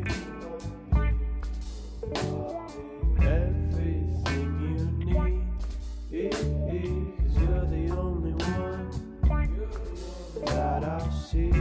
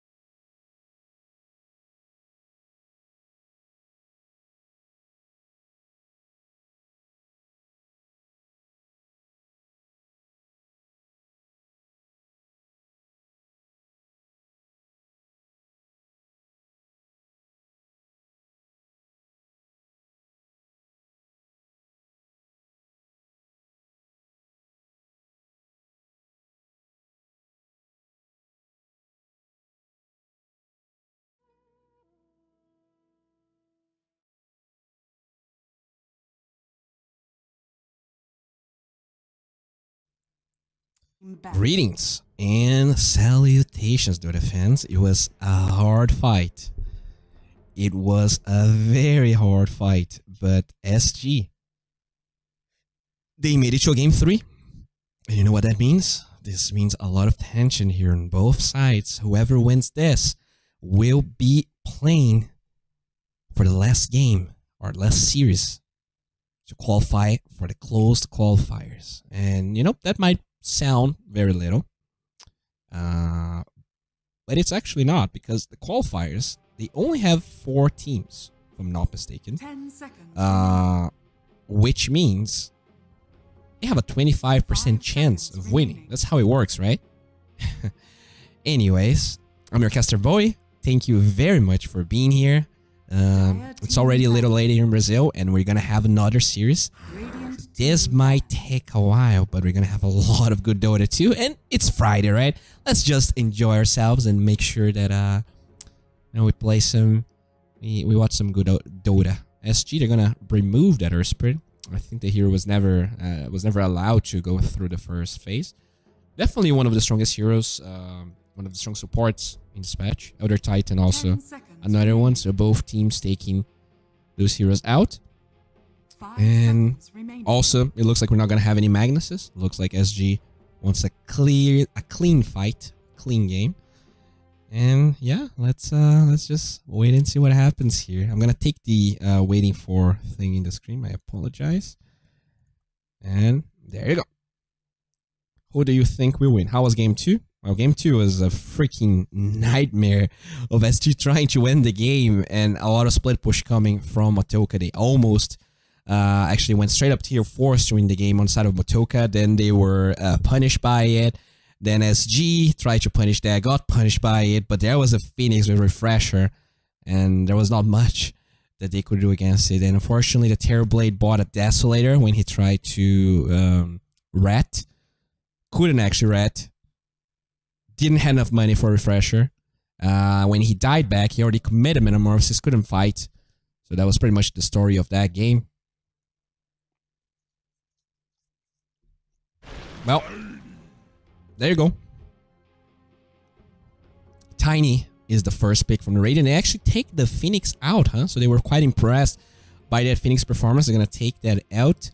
And now SG, they can pick 2 heroes. They were favoring a lot of the they were favoring Juggernaut a lot. They were actually picking that hero 10 seconds remaining. you know, as a in the first phase very often. I wonder if that's going to be the case. They went for Lich. I think it was Lich Jugger once, and then it was Oracle Jug. Yeah, they're gonna get the Jug first, and I think they're gonna follow up with a support. It was Grimstroke in the first game. I wonder if they're gonna try and go for the same thing, or if they're gonna try and switch things up. This Tiny, whether it's a support or a core, it's actually a pretty good hero here. I think that Avalanche Toss really punishes Juggernaut, because he's a hero that usually... Oh, alright, so that is the OD that they played in the first game. Ryer had an amazing game of it. This is not the same draft though, because it was not OD Tiny. I don't remember exactly what was the first pick, but it was not the Tiny. And yeah, we're back. They're gonna take the Terrorblade out. And already this is a different game from that one game, because OD is usually a hero that struggles a lot with push, and Motoca, they made sure that they had a lot of push to make up for that. And they had a Shadow Shaman, Terrorblade, was it Terrorblade? What was their carry actually? All I know is that they had at least 3 pushing heroes. And SG, they just couldn't trade well, and they couldn't... Oh, they had a throw. Yeah, that's where the push was coming from. So this time, I'm not sure if they're gonna take the throw out, so they could still go back for that hero. They do remove the Doom. That double Doom is super good, and the Pugna is also very strong versus the OD, and that is the beauty of getting that 4th pick OD. And by 4th, I mean it was Tiny, then Jug, Grim, OD, because then you can ban all the counters that you don't want to be facing there.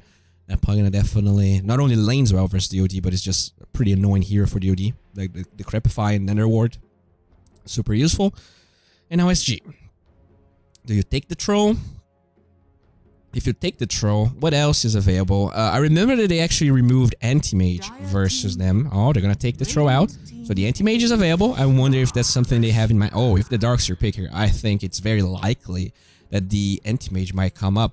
Anti-Mage is already pretty good versus 3 of the heroes that SG has. So I wonder if they have anything in the back of their minds to be able to handle that hero, because, you know, the split push was the name of the last game, and SG, they won, but it was very, very close.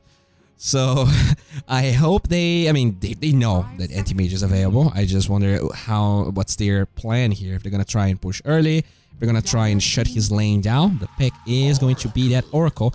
Very good pick here. You can take the Surge, the Iron Shell, and the Inkswell out with your Fortune's End. There's also False Promise to protect people against the Omnious Lash.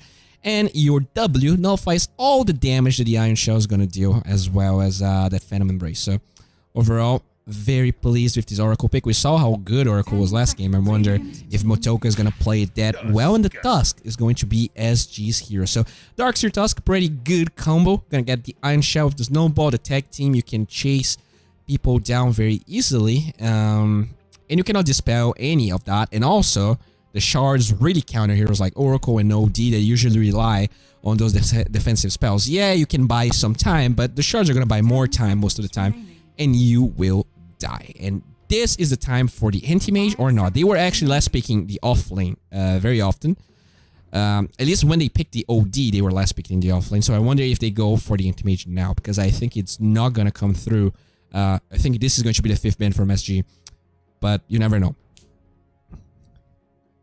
Yep. Hello, Russians. Still got, still have a lot of Russians here. Pretty surprised, actually. I'm not sure. I heard that Russians really like batting, so I wonder. And I mean, I don't mean that. I don't mean that as racist. It's just that I think. I'm sorry. I cannot dig myself out of this. It's just that whatever. Hello, Russians. Hope you're enjoying the cast, or if you're not enjoying the cast, at least hope you're not making too much fun of me. What will you pick here? They're probably, I mean, if you're not gonna go for the Anti-Mage, what are the other options here? Heroes that handle, Juggernaut. Well, they're gonna go with the Lifestealer. So let's think about it here. He has one vehicle on the Tiny. It's also a hero that, handles Darkseer pretty well. You're not gonna die in lane. You can farm in your tower just fine. You can also pop your Rage to dispel the Phantom Embrace. Overall, it's actually a pretty good Lifestealer game, I'm gonna say. The shards are the only big problem he's going to find, because you never want to go 4-step on the Lifestealer, so I hope they're gonna go for like a 4-step on... DOD will most likely have a 4-step here to save that Lifestealer, but I think you cannot 4-step Magic Immune allies, so that might be a problem for him, you know, in terms of miscommunication and all. You guys are gonna have to be careful. That Tusk will most likely max the shards after tag team. I wouldn't even be surprised to see him like skipping 1 point in tag team at level 7, for instance, to get more duration on the shards to mess with both DOD and Lifestealer heroes that can, you know, get destroyed by these positioning skills. Anyways, SG, they're not going to ban Anti-Mage now since the Lifestealer was already picked up, which means they have to ban an offlaner. In the first game, they did run that Slaughter that looked pretty good. And, you know, Lifesteal Slaughter is actually a very old school combination, and Slaughter and Lifestealer are pretty hot right now. I wouldn't be surprised at all. I think removing the Slaughter might be their best shot here. Not only gives them more Roche, it gives them a pretty strong lane versus the Darkseer. I think the Slaughter can even solo kill the Darkseer depending on how the lane fares out. Okay, there you go. They're gonna take the Slaughter out. Thank God that Slaughter was so good for Murdoch. He just went for that Midas Echo Saber. He was just right-clicking everyone. Alright, and now it's time for the last ban on the side of the Radiant. What is it going to be?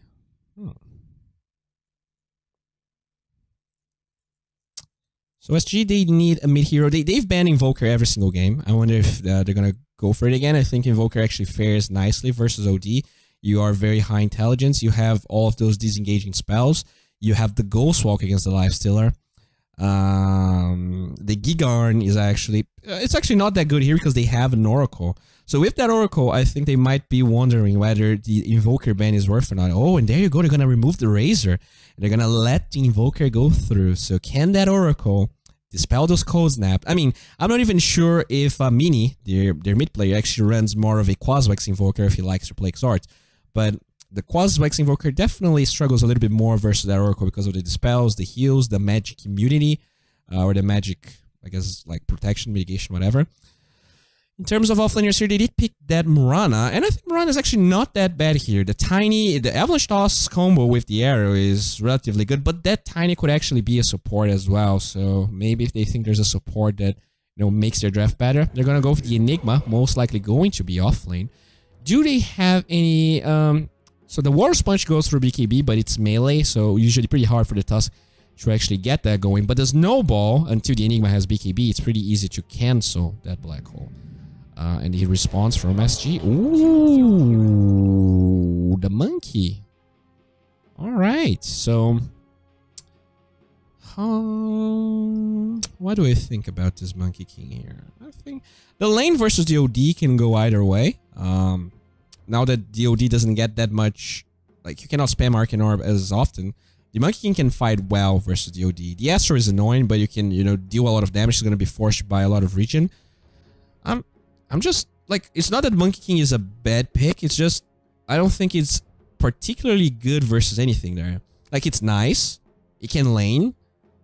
I just don't think it addresses everything that they have. But maybe there was no perfect pick. You know, the Invoker doesn't fare that well versus the Lifestealer.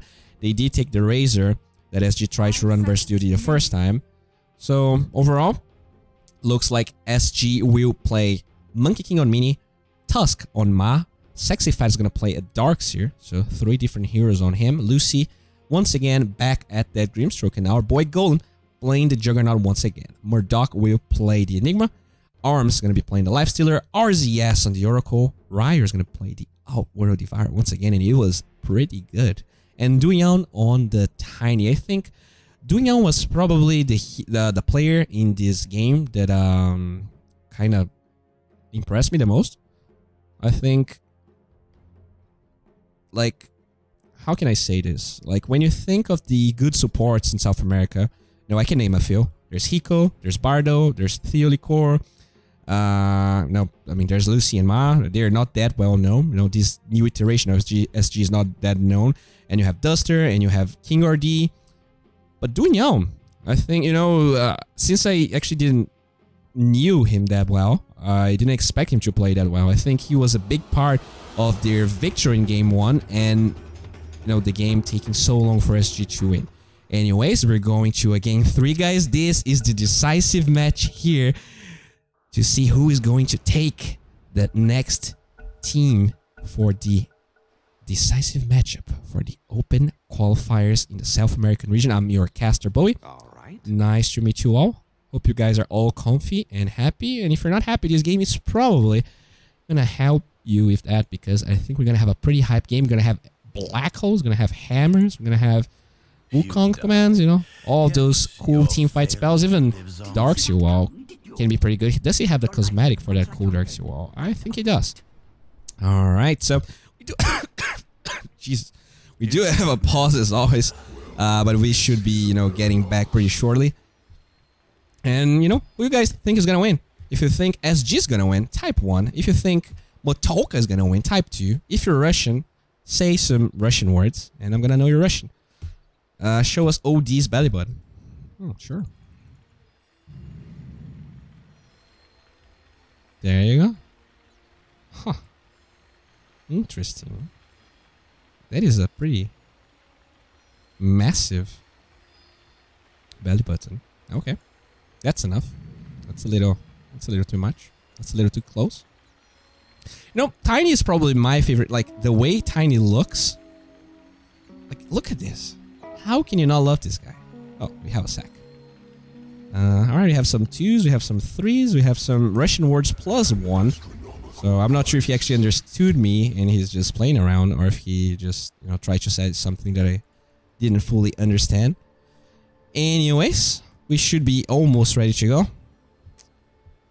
Huh.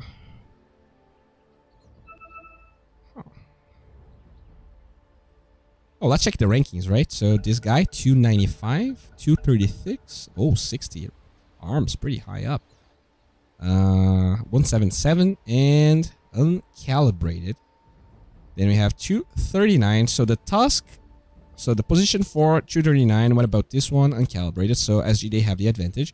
Mini, 120. What about the mid player here? 236. So SG has the advantage again. Golem, 211 against the 60. So that's a pretty big advantage. I'm going to count this as 2 points for them.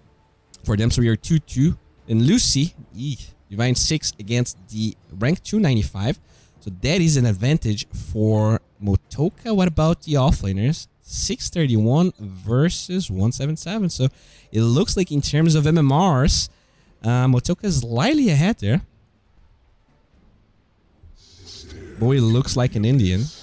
I think I look like more like a Mexican or a Muslim, but whatever. I guess it depends if I have a beard on. If I have a pretty big beard on, I definitely look like a Muslim. So that's why every time I travel with airplanes, I always make sure to trim my beard quite a bit, so you know I don't get stopped by. You get the idea. MMR is just a number. It's all falling Well, into place. I guess this game can decide that or not. I'll be back to finish this later. Okay.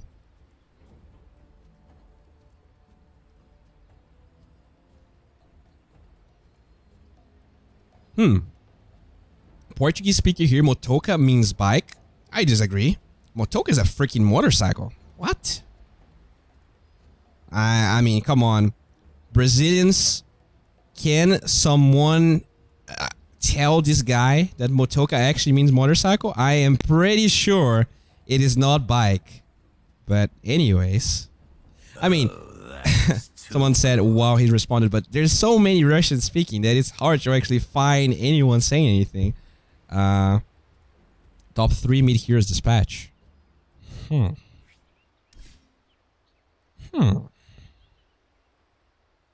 Let me think. I want to say Pugna. But no. Husker is definitely there. Husker needs to be there because he almost never shows up, so he's almost always banned. Husker? Sure. Then... should I say Venomancer? It looks like we have an unpause. No, we don't. I'm just crazy. I'm just hearing voices.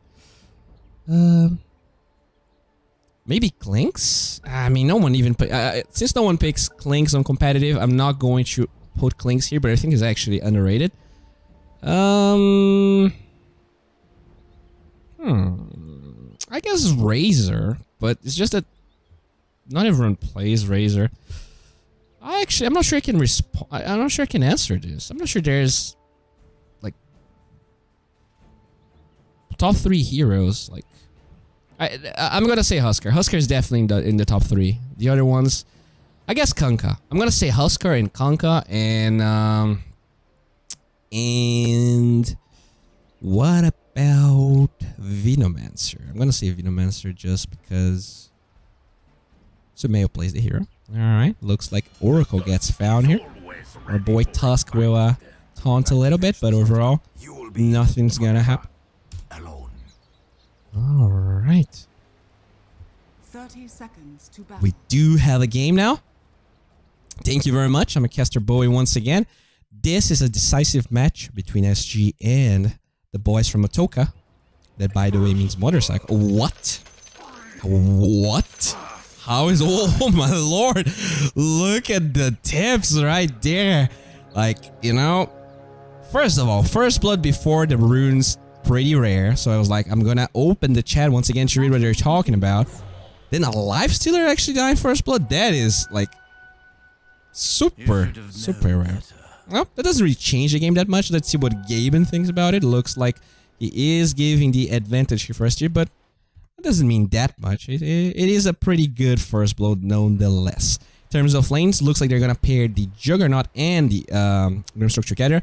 They laned the Juggernaut bottom for the 2 first games, but now they're gonna go top. Arms already taunting his way back to the tower right here. Did he TP or did he... Oh, he did TP. So if he dies again, then it's a problem. But life stealers rarely die, so I'm gonna give him the benefit of the doubt here and consider that he's not going to fall once again.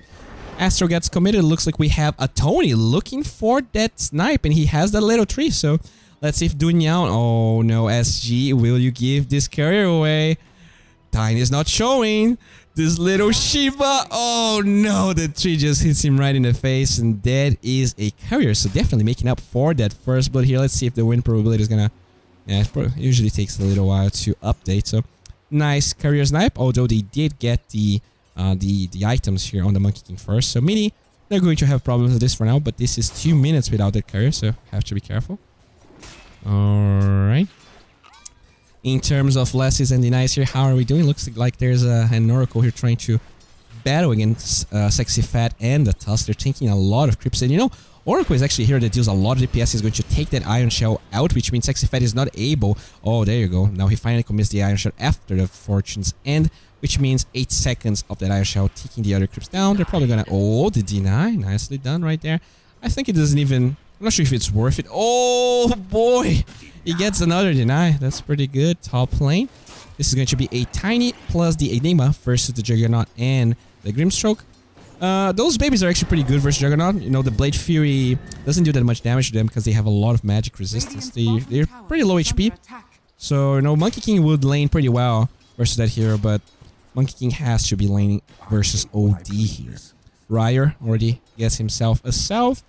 And overall, looks like SG has 3 heroes in the top 4 CS. So pretty good start for them, especially considering that Juggernaut is against an enemy. So he would have even more CS if he was not denying those range creeps. There you go. Nice boundless strike. They're going to get a good Astro onto the Monkey King, but he's not going to miss any CS. Oh, he did miss one. So Caster's Curse. I'm sorry, Mini.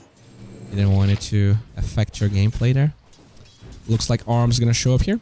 Already 1-1-1, so he will get that Rage to deal with the Iron Shell, but he doesn't have any ways of dealing with that Shard block. Alright. Yep.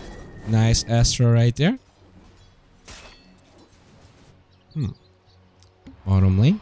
Ma will commit that salve, already using the trees here to make sure that the Oracle doesn't take it out. But there you go, the Oracle a little faster than the Tusk, it looks like. Actually, 1 move speed slower, but that fast cast point allowing him to get the kill. And now they're going to get the Purifying Flames with the Fortunes, and nice use of the Snowball towards the Tomato. TP out. Is it enough? He has Purifying Flames. The clap! He was lifting his hand for the Purifying Flames, but the Oracle does not find that kill. I think he kind of hesitated there. I think he actually had the kill, but was waiting slightly longer. But at the same time, in the middle lane, they do rotate with Dunyan, and the looks like that was a toss-back play, maybe. He didn't have Avalanche learn. He just got level 3, so nice job.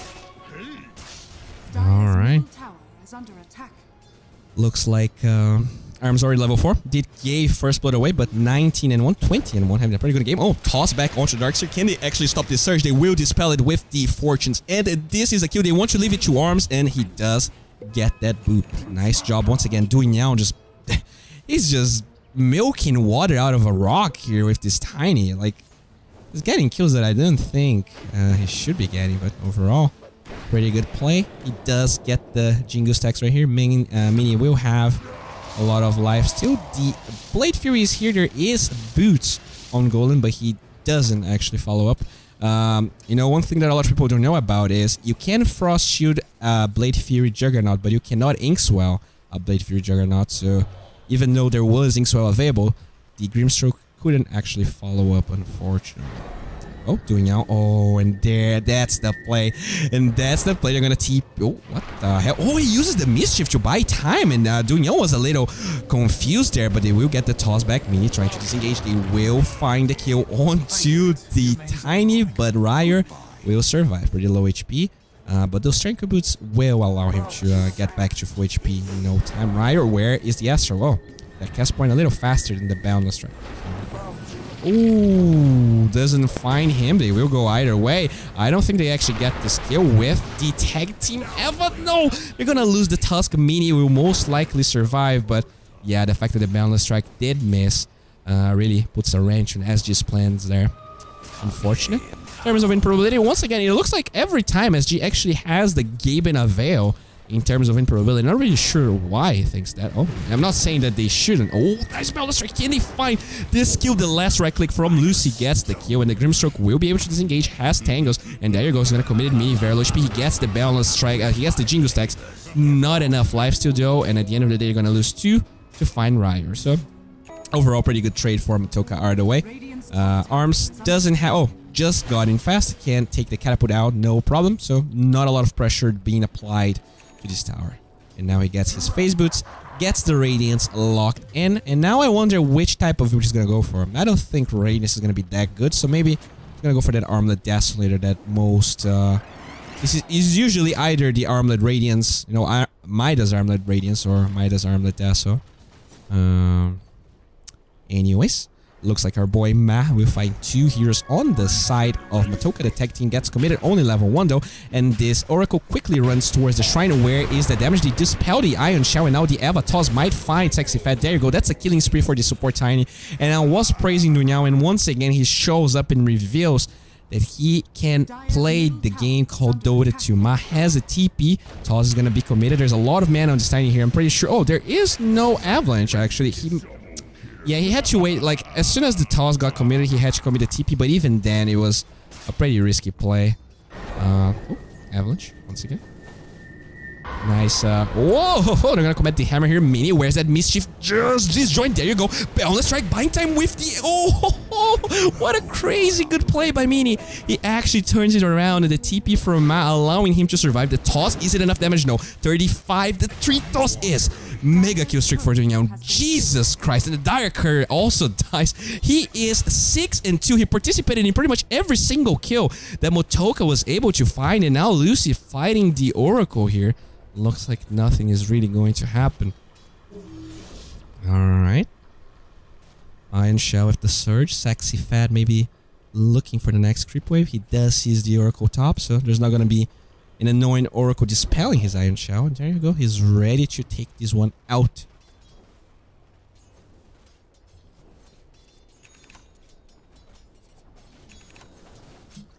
Top lane. Enigma is back. He's 25-20. That's actually a shit ton of guys. Pretty good play. Murdoch, I think, also playing insanely well on the side of Motoca. Alright, Arcane Boots. Oh, look at this Tiny. He has a 1500 go at 8 minutes. Oh my god, the Fortunes. And with the Purifying Flames, you're going to dispel that heal. But at the same time, nice Avalanche toss from our boy Ma towards the center, allowing him to disengage from that rotation on the side of Motoca. There is a Black Hole on the enemy. Actually, it was committed, but I never saw it being committed. I think it was maybe cancelled pretty fast, so we couldn't actually notice that. Alright. Golem already rotating here. There's a beautiful stack, but they have a lot of magic resistance, so this is not going to be an easy snatch. Can he at least get the potato? Nope. He's going to have to right-click him a little bit.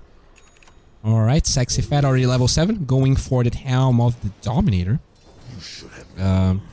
In terms of lanes here, Arms 65 and 8, and that's expected, you know. Lifestealer always, pretty much always wins lane, especially when it's not a try versus try. They're gonna get the Avalanche, stopping Ma a little bit. The tech team was committed, but it allows. Oh, nice doing, yo. You are a god. He gets the Ava, and then to disengage from the tech team, he gets that toss back. Pretty good play. Top lane, it looks like Murdoch is trying to pressure this. Not sure if he's going for that Helm of the Dominator build, if he's going Midas, or if he's going for the...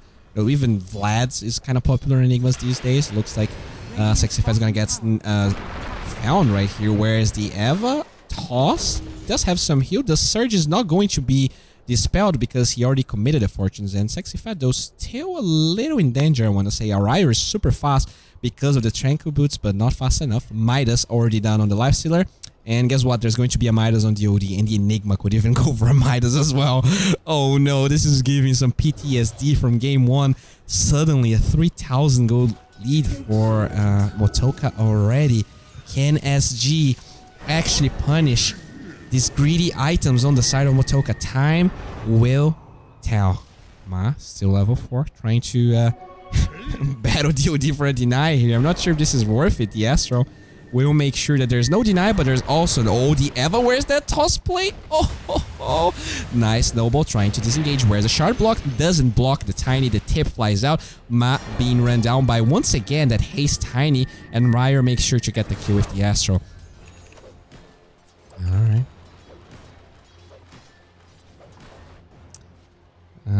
6, 1, and 3.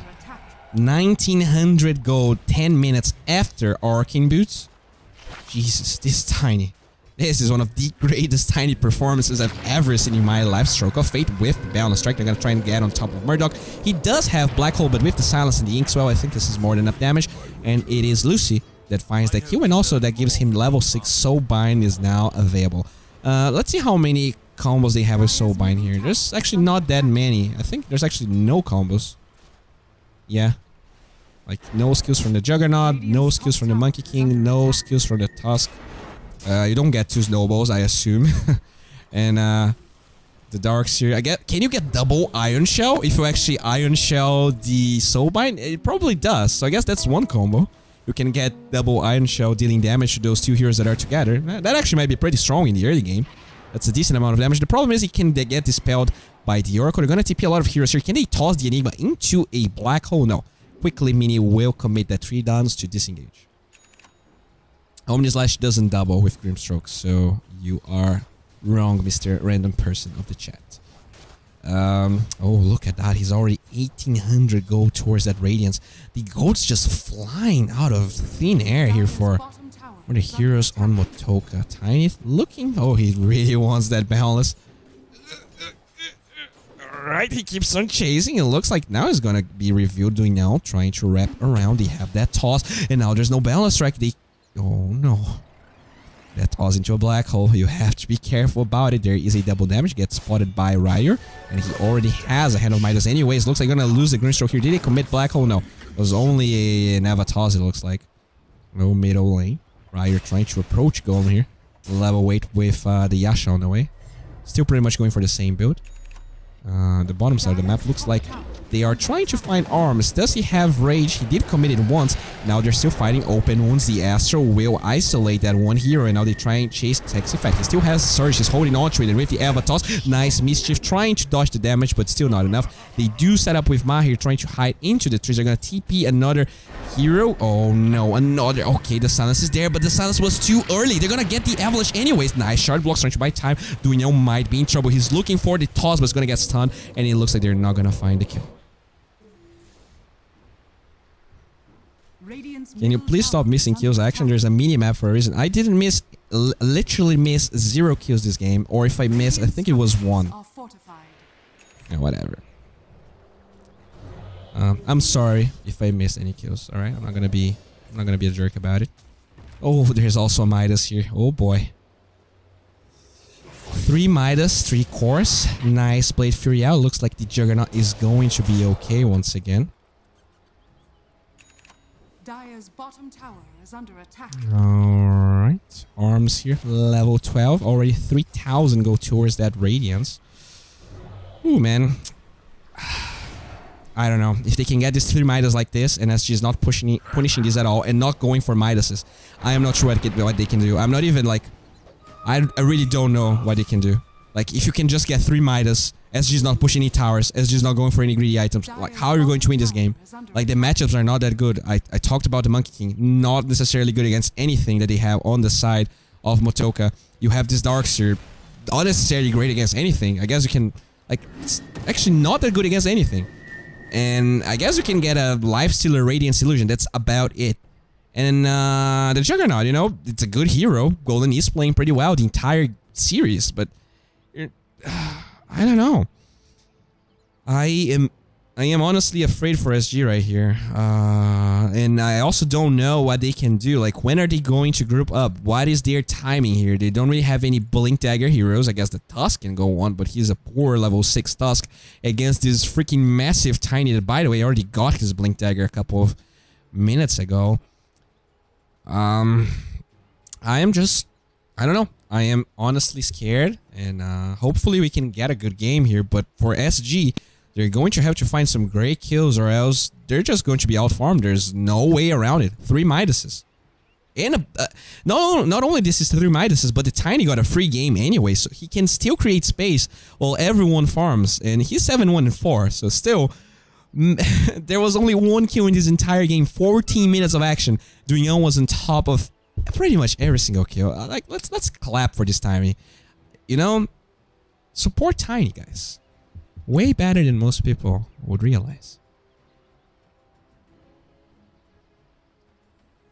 Oh, you guys want to see that turf? Sorry. You know, the way, usually I actually read a lot of the chat, but the way that my monitor is set up here is not that good for it because, like, the table here in the studio is a little narrow. So it only fits 1 monitor. The only one is in another thing, which is pretty far away.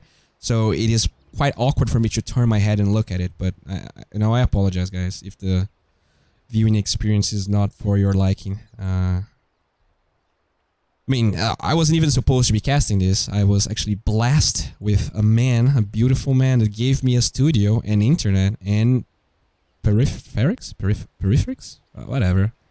So, you can I mean, actually, I'm gonna shout him out on Twitter once again. You guys should follow him on Twitter. He literally saved my life. Alright, the goal gets called and it looks like we are back. SG, can you actually fight right now? You do have this Helmet Dominator. I think this is one timing. You can always surge a Centaur and just go and look for fights. And let's see if they can actually do that. Lucy is level 7, so he has that Soulbind, 4-point Stroke of Fate. They're gonna smoke, but guess what? Under the guise of our boys from Motoca. There you go. We're gonna find the Oracle. The smoke breaks out. Fortune's End locking them in. The center stomp is off the mark. The silence is there, but I think he's gonna have False Promise available. Stroke of Fate still holding on to it. They're committing 3 heroes and a Helmet of the Dominator. He's gonna sidestep the Stroke of Fate. RZS, the Warrior's Punch, another Fortune's End. The False Promise still buying time. Where is the reaction? It looks like there's no reaction. They will find this kill. It's just going to take a long time. Okay, the False Promise will wear off. They finally get the kill. Still, that's a 3-man smoke gank that takes a long time to find on 1 measly support. The gold advantage actually increased during that time. Golem though, still farming.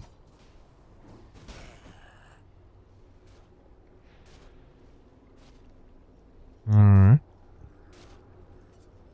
Radiant are scanning. Radiant scan. Maybe expecting a rotation around this area, but no. Our boy Ryer is just here. Playing with a Centaur, TP from the Oracle. Oh, and they have this Tiny. Whereas that toss we're all waiting for. Oh, maybe he can blink and toss the Monkey King back. That might be even more effective. Do they have vision on the side of SG that the Tiny TP? No, they don't. But it looks like Mini. He's a little self-conscious. He's gonna use that tree as a protection measurement. Oracle already placing some wards here. Looks like Mini doesn't have the 3D Dance Vision AoE, so he doesn't know about this. And now as he commits this, the Avalanche is there. And it looks like they will stop him. No, the Balance Strike is there. Buying time. It is a level 4 Balance Strike. The Astro, though, makes sure that the TP rotation from SG is going to be punished. I mean, not punished, but not effective. Sexy Fat.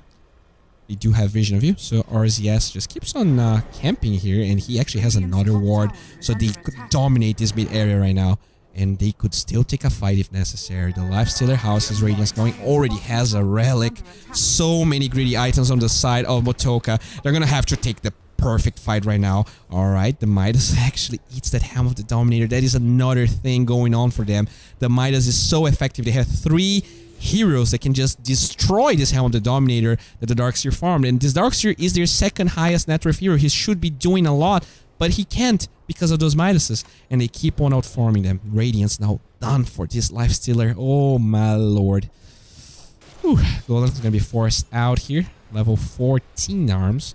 The little creep will find a Murdoch. The spell right there with the Warrior's Punch tag team. Stroke of Fate gets sidestepped, but they do find another kill. Still, 3 heroes to find 1 kill. Everyone else is farming.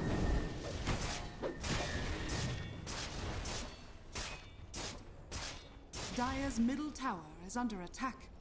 Alright. Dire's structures are Lifestealer here wants to use his Midas very shortly, trying to farm the side of SG, but these small camps were already farmed. Mini does have vision. He looks like they actually know exactly where he is. The Avalanche does not connect. Nice Primal Spring out, and it looks like the tower falls. It's actually an OD taking the tower by himself. Like, that should not happen, but because of the Tiny, because of the heroes on the side of SG. Oh, nice force step there, trying to break the trees. Mini, can you actually... What the hell? Okay, he's gonna try and cut the whiff. Nice tree dance. He was ready. He's trying to play with Motoca a little bit. He's using this tree area, knowing that there's not much they can do about it. But still, he is just buying time. Where is the reaction? Where is the movement from SG that is going to win them a fight? For now, there's no movements. There's just low sieging this, and a lot of TPs coming through. Darkseer has that wall. Balance strike. Can you get it? Nice vacuum with the balance strike. This could be the fight. Soul Bind with 2 silences. The Astro buying time for Ryer. He did not get silencing time. The Warriors Punch locks arms, and he's going to infest the creep, and the hammer is there. Ryer with the false promise turns it around, but he will fall at the end. Nice wicked 6 streak for this Tiny. He keeps on getting kills after kills. He doesn't have Blink Dagger though, so they're gonna lose 2 heroes on the side of SG for 1 OD. Looking for arms. The Blade Fury actually finds that kill. Dunyan, can you disengage? The Omni Slash Golem God finds another kill. Double kill for him. And finally, SG actually takes a stance and gets some kills for them. Alright. So, is he going for that same build? Yeah, looks... Oh, actually... Oh, I think he already has a Maelstrom in the courier. And now he's going for that same Mjolnir. So let's check everyone's items here. Looks like Enigma already has a Blink Dagger, so he can go for those Blink Black Holes. Oracle with the Smoke has a lot of other wards and Arcane Boots. Midas Force Staff onto the Outworld Devourer. Radiance Midas going for Manta on the Life Stealer. The Enigma, we already talked about him. And Tread's Blink Dagger Shadowblade on the way. Or the Tiny, no surprises there. Darkseer going Greaves, actually already has a lot of farm. The Grimstroke is going for a Force Staff. The Juggernaut pretty close to that Mjolnir. Once again, Golem farming pretty well, even though there's a Midas on the side, on the Lifestealer. Mini, going Battle Fury. Huh, now this is what I like. This is exactly what I think SG needs. They need some sort of greediness coming out of their cores, alright? So the Mjolnir, I would say it's like, definitely a little more greedy than going Manta on the Juggernaut, but still, I think they need more because there's 3 Midas there. So the Battle Fury is a nice start. And the Tusk actually did get a Blink Dagger. Alright, somehow. Now can I go for some interesting plays right here. Okay.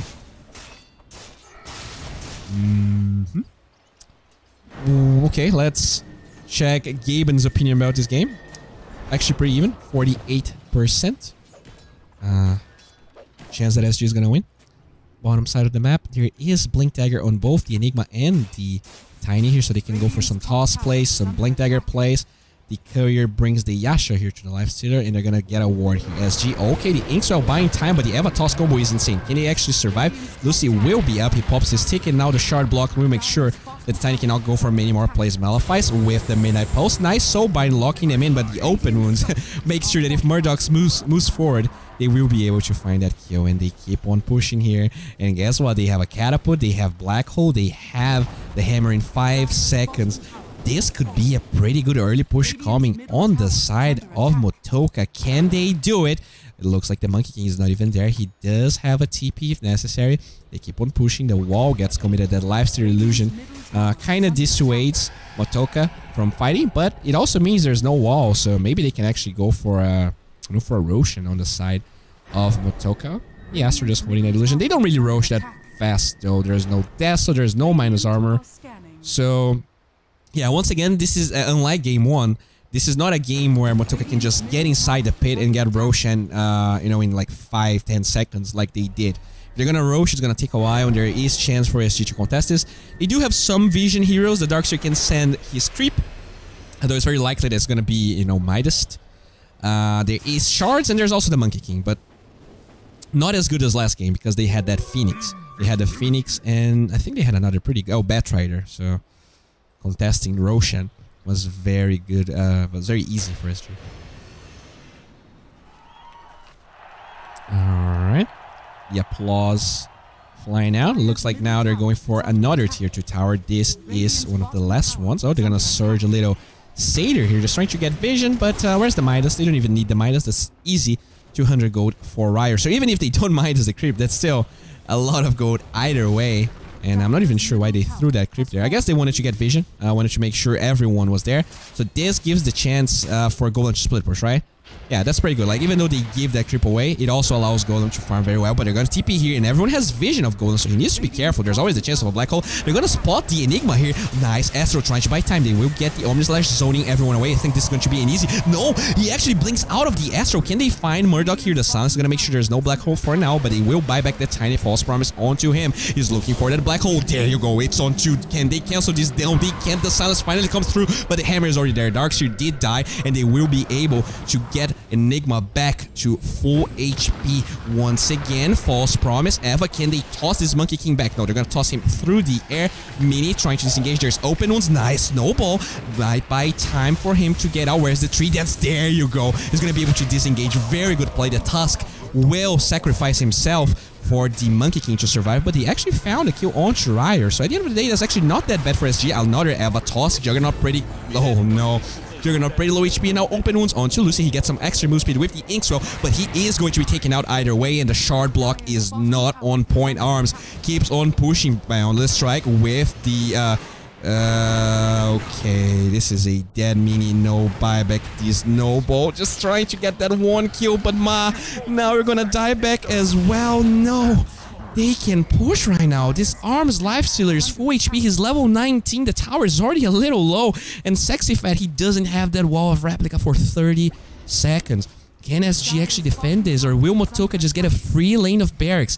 They do have buyback on the Greenstroke, but it's not even worth to commit it right now. So the tower will fall. No black hole for 2 minutes. Oh, Tiny looking for that toss back. Doesn't get it this time, but doing, oh god, just doing so much. Another Inkswell. Where's the surge from Sexy Fat? He doesn't have it. Lucy might just die once again, and now I think his buyback will be more than necessary. Range barracks is already down. Juggernaut will be up in 4, and the Monkey King is also up. Do they have Glyph on the side of the Dire? No, they don't. That's a 1 minute cooldown. Can they defend? Okay, Juggernaut finally comes through the wall of replica. Gets available, but the Darkseer is already pretty low. Avalanche trying to buy time for them to disengage. Do they have the damage to get Tiny? Yes, they do. And that is a lot of gold going towards Golem. They do lose their range barracks, but at the end of the day, they do defend their melee. Dire's top tower. Alright, so... Suddenly, this is a 10,000 gold lead for Motoca. Map control is already jeopardized, and they have the ability to take shrines now. So this might allow Motoca to Roche finally. We were talking about the problems that they had going for the Roche, because SG would have enough time to contest this, but right now, if they are able to take the shrines, I say, this could be very problematic for SG. They're gonna surge this little baby chicken towards the pit just to make sure they're not there. That is one of the benefits of that Darkseer Helm of the Dominator. You're always going to be on top of what they're doing. And for now, he's going to be guarding the Roshan pit. Let's check everyone's items here. Oracle going for that Aether Lens. The OD with Hurricane Pike already done. Very close to a BKB. Manta and Assault Cuirass looks like the item. Oh, he already has it. Arms so farmed. Enigma has BKB, and we did talk about the inability that SG has of canceling the black hole. The only hero that can do it is Ma, and he needs to save that Walrus Punch. But even still, if the black hole is on top of the Enigma, there's no way he cannot do it. He doesn't have the attack range to cancel that one out. Tiny with the Avalanche toss already maxed, and now going. Actually, is this Lotus Arm? Oh, I don't know where. Okay, they actually lost the Monkey King there. I'm sorry, guys. I was a little confused by the energy booster.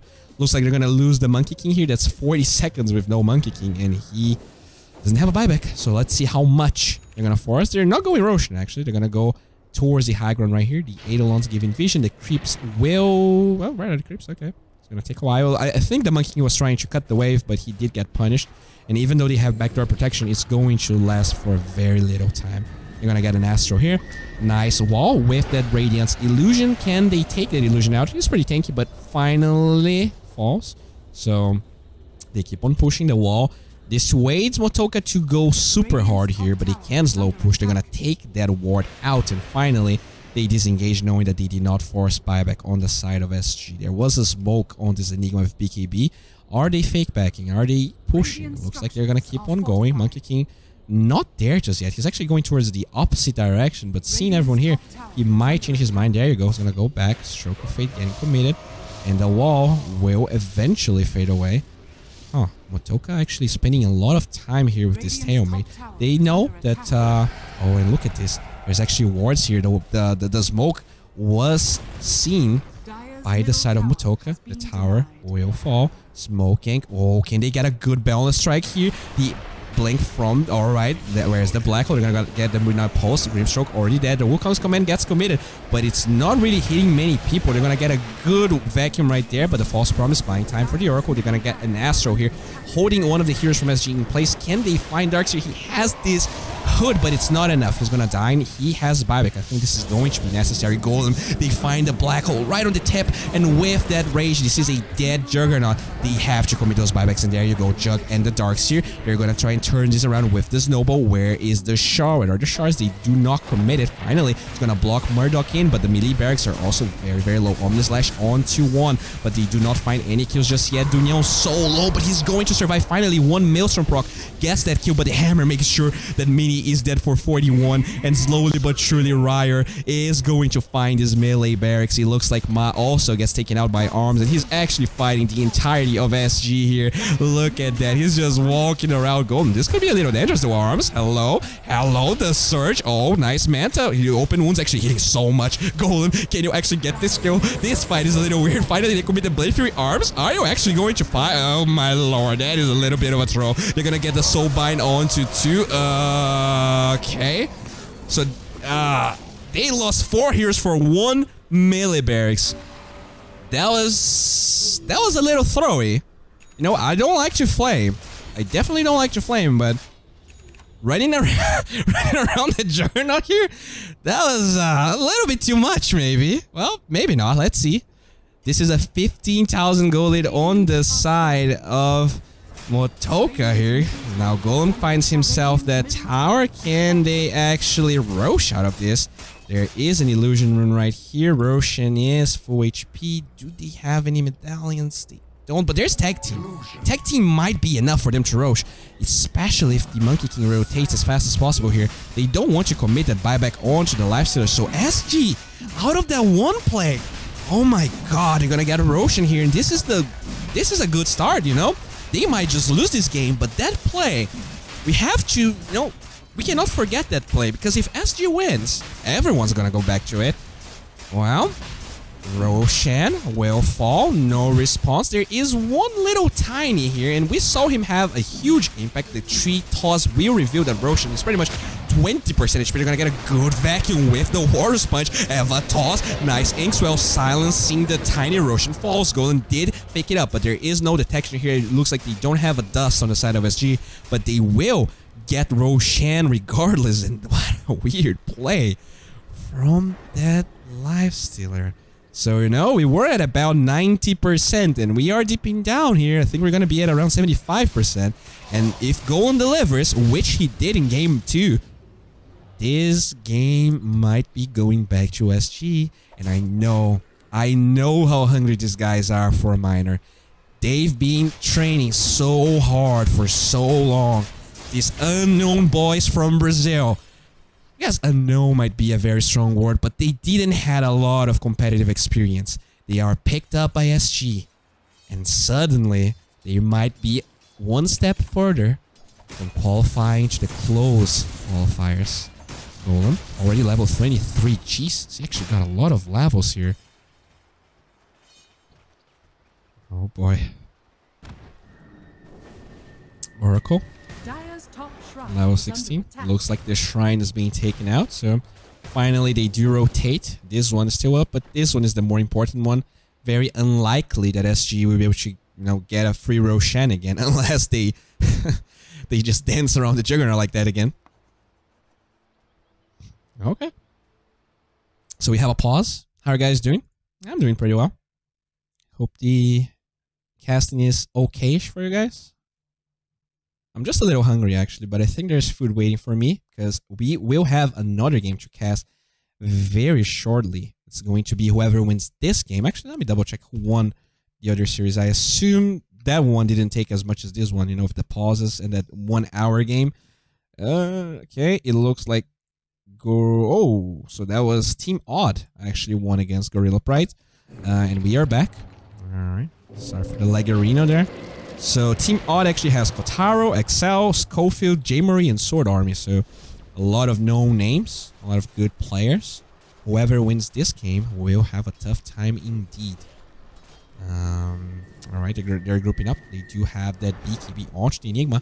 Do you really want to push though? You know, even with a catapult wave, it looks like they are unsure. And the shards with Stroke of Fate will actually get that. Alright. Golden TP's in.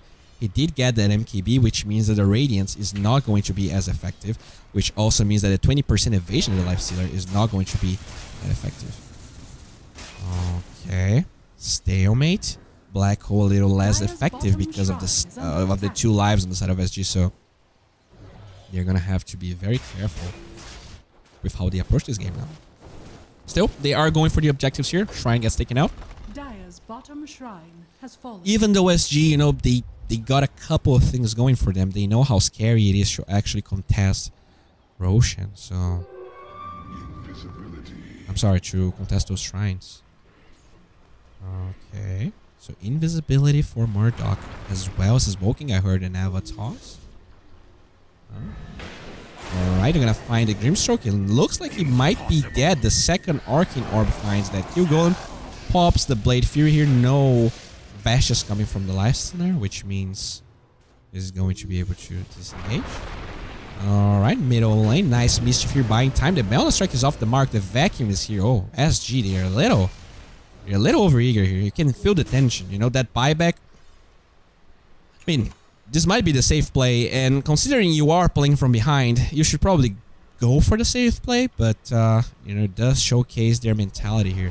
They really want to win this game, but Side of Vice gets revealed, and this is a dead monkey. He has buyback, and there you go. Nice Omni Slash buying time, but Arms commits that Manta, which means there's not going to be that much damage, so by locking some heroes in. Oh my god, that is a huge hammer. No Darks here for 90 seconds. They're going to find the Aegis, and now it's time for the Black Hole. They're going to find Juggernaut here. Can they cancel this? No, they cannot. The Warrior's Punch is not available. Golden keeps on fighting, though. He's super tanky, and he bashes the Enigma. This is a good turnaround. The Wukong's command gets committed, and they will buy back the Tusk as well. Can they find Arms? They are going for it. He's pretty low. He's going to infest one little creep.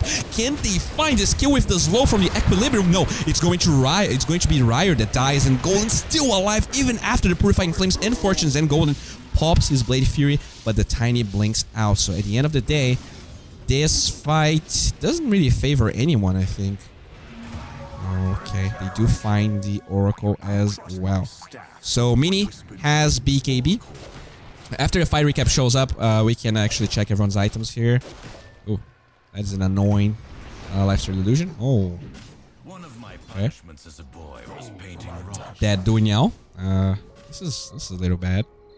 Because, you know, bounties are exposed. Nice play there by Arms. You're going to be able to pick 2 bounties in the top lane, but SG, since everyone pretty much is dead, they will be able to get the bounties on the bottom side of the map. It looks like the fight recap never showed up, or maybe I'm just too hungry to pay attention to that. So let's check the items. The Oracle does have the Aether Lens. OD with the Side of Vice that got revealed in the fight. I want to say it got revealed, but maybe it was up for longer. South Caress, as well as the Radiance. Abyssal Blade might be delivered right now to the Lifestealer. Enigma going Refresher, actually he has the Refresher, right? He has the recipe as well as 4,000 gold. And Tiny with that Blink Shadow Blade going, I'm not sure where this came from, but yeah, he's going for the Echo Saber. Maybe he was going Lotus and gave up. Darkseer with a Pipe, going Blink Dagger next. Grimstroke with a Force Staff, and now a gem that was not stolen. Looks like that's actually his gem. Juggernaut with the MKB now going Butterfly, super close to it. And the Monkey King actually has 4,000 though. No wonder. I guess Scotty might be a pretty good game here, controlling everyone. You're going to be able to slow the Lifestealer and the OD with their pseudo BKBs. Abyssal Blade finds our boy Golden here. That's going to be a Side of Vice with the open wounds. Is he going to die? The Snowball buying a little bit of time, but I'm not sure this is going to be enough. He will commit the Blade Fury, but that is one dead Golden for 2 minutes. Oh no, this ward right here. Oh, 2 minutes. Oh, he actually gets buyback as he dies there. Very good for SG. I mean, not very good, but good nonetheless. They find themselves a little catapult here. The wall gets committed. Roshan still long time before it's going to respawn. Iron Shell, Darkseer Illusion. I mean, it is Darkseer's Illusion, but it is made from a Lifestealer. Alright. Very tense game. Tiny, just attacking the barracks by himself, has double damage though, so that's a lot of damage. You cannot just ignore this, and it is quickly falling. Now he loses the tree as well as the double damage, but anyways, another melee barracks falls, and they have Black Hole on the side. They are just buying time for the Tusk to respawn, because if they take this fight out, the Tusk might just be over. Can they buy 14 seconds? There is Glyph, so I think they can. Mini already setting up here, but it looks like they might have an idea. Ryer could use the Force Staff to go through that tree, and now the Midnight Pulse actually finds the Monkey King. He's going to be stunned for 4 seconds, but it looks like they don't have vision because it is nighttime. They're going to get an Avatos, kill the Grimstroke, open wounds on to Mini. Nice Balance Strike, Willow came in place, but the Black Hole is going to be here. The Water Sponge, he doesn't get it. This might just be the ship. No, the Omen Slash gets a bash, but with the Refresher and the Hammer, it looks like SG might actually lose this game. They did fight very well. The games were even. SG, they were playing their hearts out, but it looks like that Dunyan, Tiny, and everyone on the side of Motoca just played a little bit better. And that's it, right? So it is such a hard game that any extra inch would mean a lot, even when you dance around the Juggernaut. Guys, I'm your caster Bowie. It is an honor to cast this game for all of you. Thank you very much for being here. If you don't follow me, if this is your first time watching, consider following me. I'm trying to become a caster. Any exposure is appreciated. If you can't, if you don't, it doesn't matter. It was a pleasure either way. And we will cast the next series, which is going to be Motoca versus Team Odd, with a lot of the best talent on Peru. So let's see if Brazil or Peru will be able to go to Kiev. We will have a short break. Thank you very much once again, and enjoy the music. I'm gonna be back shortly. At least I hope so.